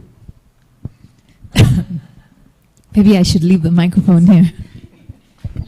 Just to add on to what you've said, John, I think aside from our government and ministries implementing, the reason these task forces go and do this hard work of research and getting the recommendations is so that it's open to the public to pick up and actually do the recommendations. So I think it's for us to take a collective responsibility as a society. And I know we're getting into the 16 days of activism. I know it's gender-based violence activism, but if we can open it up to be activism of anything. And the reason I'm really pushing for this is because our First Lady implemented the table banking concept, and it was a recommendation of a government task force based on 6 months research in Bangladesh. So if she hadn't taken that personal initiative, then the millions of women impacted wouldn't have been impacted today. So I wish that each of us could take a personal initiative in the different spaces we are in to actually research and look into the recommendations that have been made by different task forces and take it upon ourselves to implement. Thank you very much, everyone. I see your hands up. Unfortunately, because of time, I do have to wind up. I really appreciate all your comments, your questions. I'm so sorry. Don't look at me like puppy dog eyes. I really do appreciate. I think you guys need to give yourselves a big round of applause. You've been a phenomenal audience. And to everybody who's joined us online, far and wide, across the globe, thank you very, very much. It's really been an extreme privilege of mine to have hosted this event today. And now to close the event, I'd like to ask Mary Yvonne Ododa, who's from Epuka Ugadi, who we've really harassed, and this is the reason this event happened. Please give a round of applause to close our event this evening. Hi, good evening, everyone. Before I start my remarks, I'd like to request if you can please fill out your evaluation form. There's some forms on the table. If you don't have one, just let us know. We'll share it with you. Fill it in. Feel free to leave it on the table. We'll pick it up after this. This has been such an insightful afternoon. And I still feel as though there's more that needs to be discussed. We need to continue the conversation. For those who did not receive the podcast, also let us know. We will be sharing them with you. And just to let you know, this is also a part of the podcast, so a part of the conversation, which we will still also share after we're done, and a policy brief. I would like to thank the Embassy of Slovakia, our honored guests, our speakers. Allow me to stand on the protocols already observed. As we conclude this insightful dialogue in the Bridging Voices for ASAL Women, our hearts and minds, dare I speak on behalf of others, are filled with a deeper understanding of the challenges faced by marginalized women in ASAL regions. This platform has been a beacon, shining light on the critical intersections of governance, peace, security, climate resilience, and the fight for gender equality within various communities. We embarked on this journey through the Kiana podcast series earlier in the year, an initiative born out of the WAT program, funded by the Embassy of Slovakia in Kenya. Today, our discussions have transitioned from the rich narratives of Garissa County to the heart of Nairobi, a testament to the universality of the struggles faced by women in arid and semi-arid lands. Our exploration of institutional discrimination, unequal resource allocation, and the patriarchal nature of society has illuminated the significant economic, social, and political disadvantages experienced by women and girls. The obstacles they face in governance, exacerbated by cultural and religious practices, demand our collective action and attention. The Kiana podcast series has been a powerful vehicle for promoting governance and civic spaces, especially for young women. Through awareness, discussion, and education, the series has underlined the vital aspects of democracy, governance, and civic engagement, all while emphasizing gender and climate action. As we absorb the wealth of insights shared today, we must not let this knowledge rest solely in our minds. Our call to action echoes in the recommendations put forth by our esteemed speakers. We need to support initiatives addressing historical grievances, resource scarcity, and discriminatory practices for sustained peace. We need to ensure that climate change and security policies consider and address gender disparities, acknowledging the unique challenges faced by women. We need to actively support initiatives that empower women to participate fully in governance, breaking down barriers and promoting inclusive decision-making. We need to advocate for and support community-led initiatives to counter radicalization, recognizing the importance of localized solutions. We need to encourage and support policies that integrate gender considerations into climate change strategies, amplifying positive outcomes for women. We need to invest in youth-led programs addressing radicalization, gender equality, and climate change, recognizing the transformative potential of the younger generation.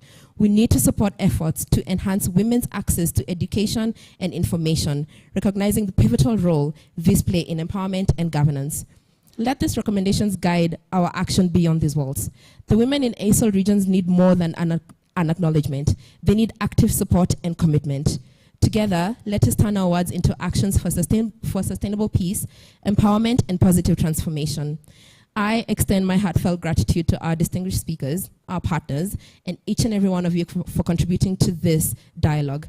May the echoes of our discussion resonate far and wide, inspiring change and progress. Thank you.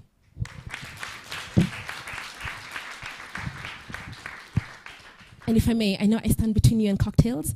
So on behalf of Epoka Ugaidi, my team, please wave. Right at the back.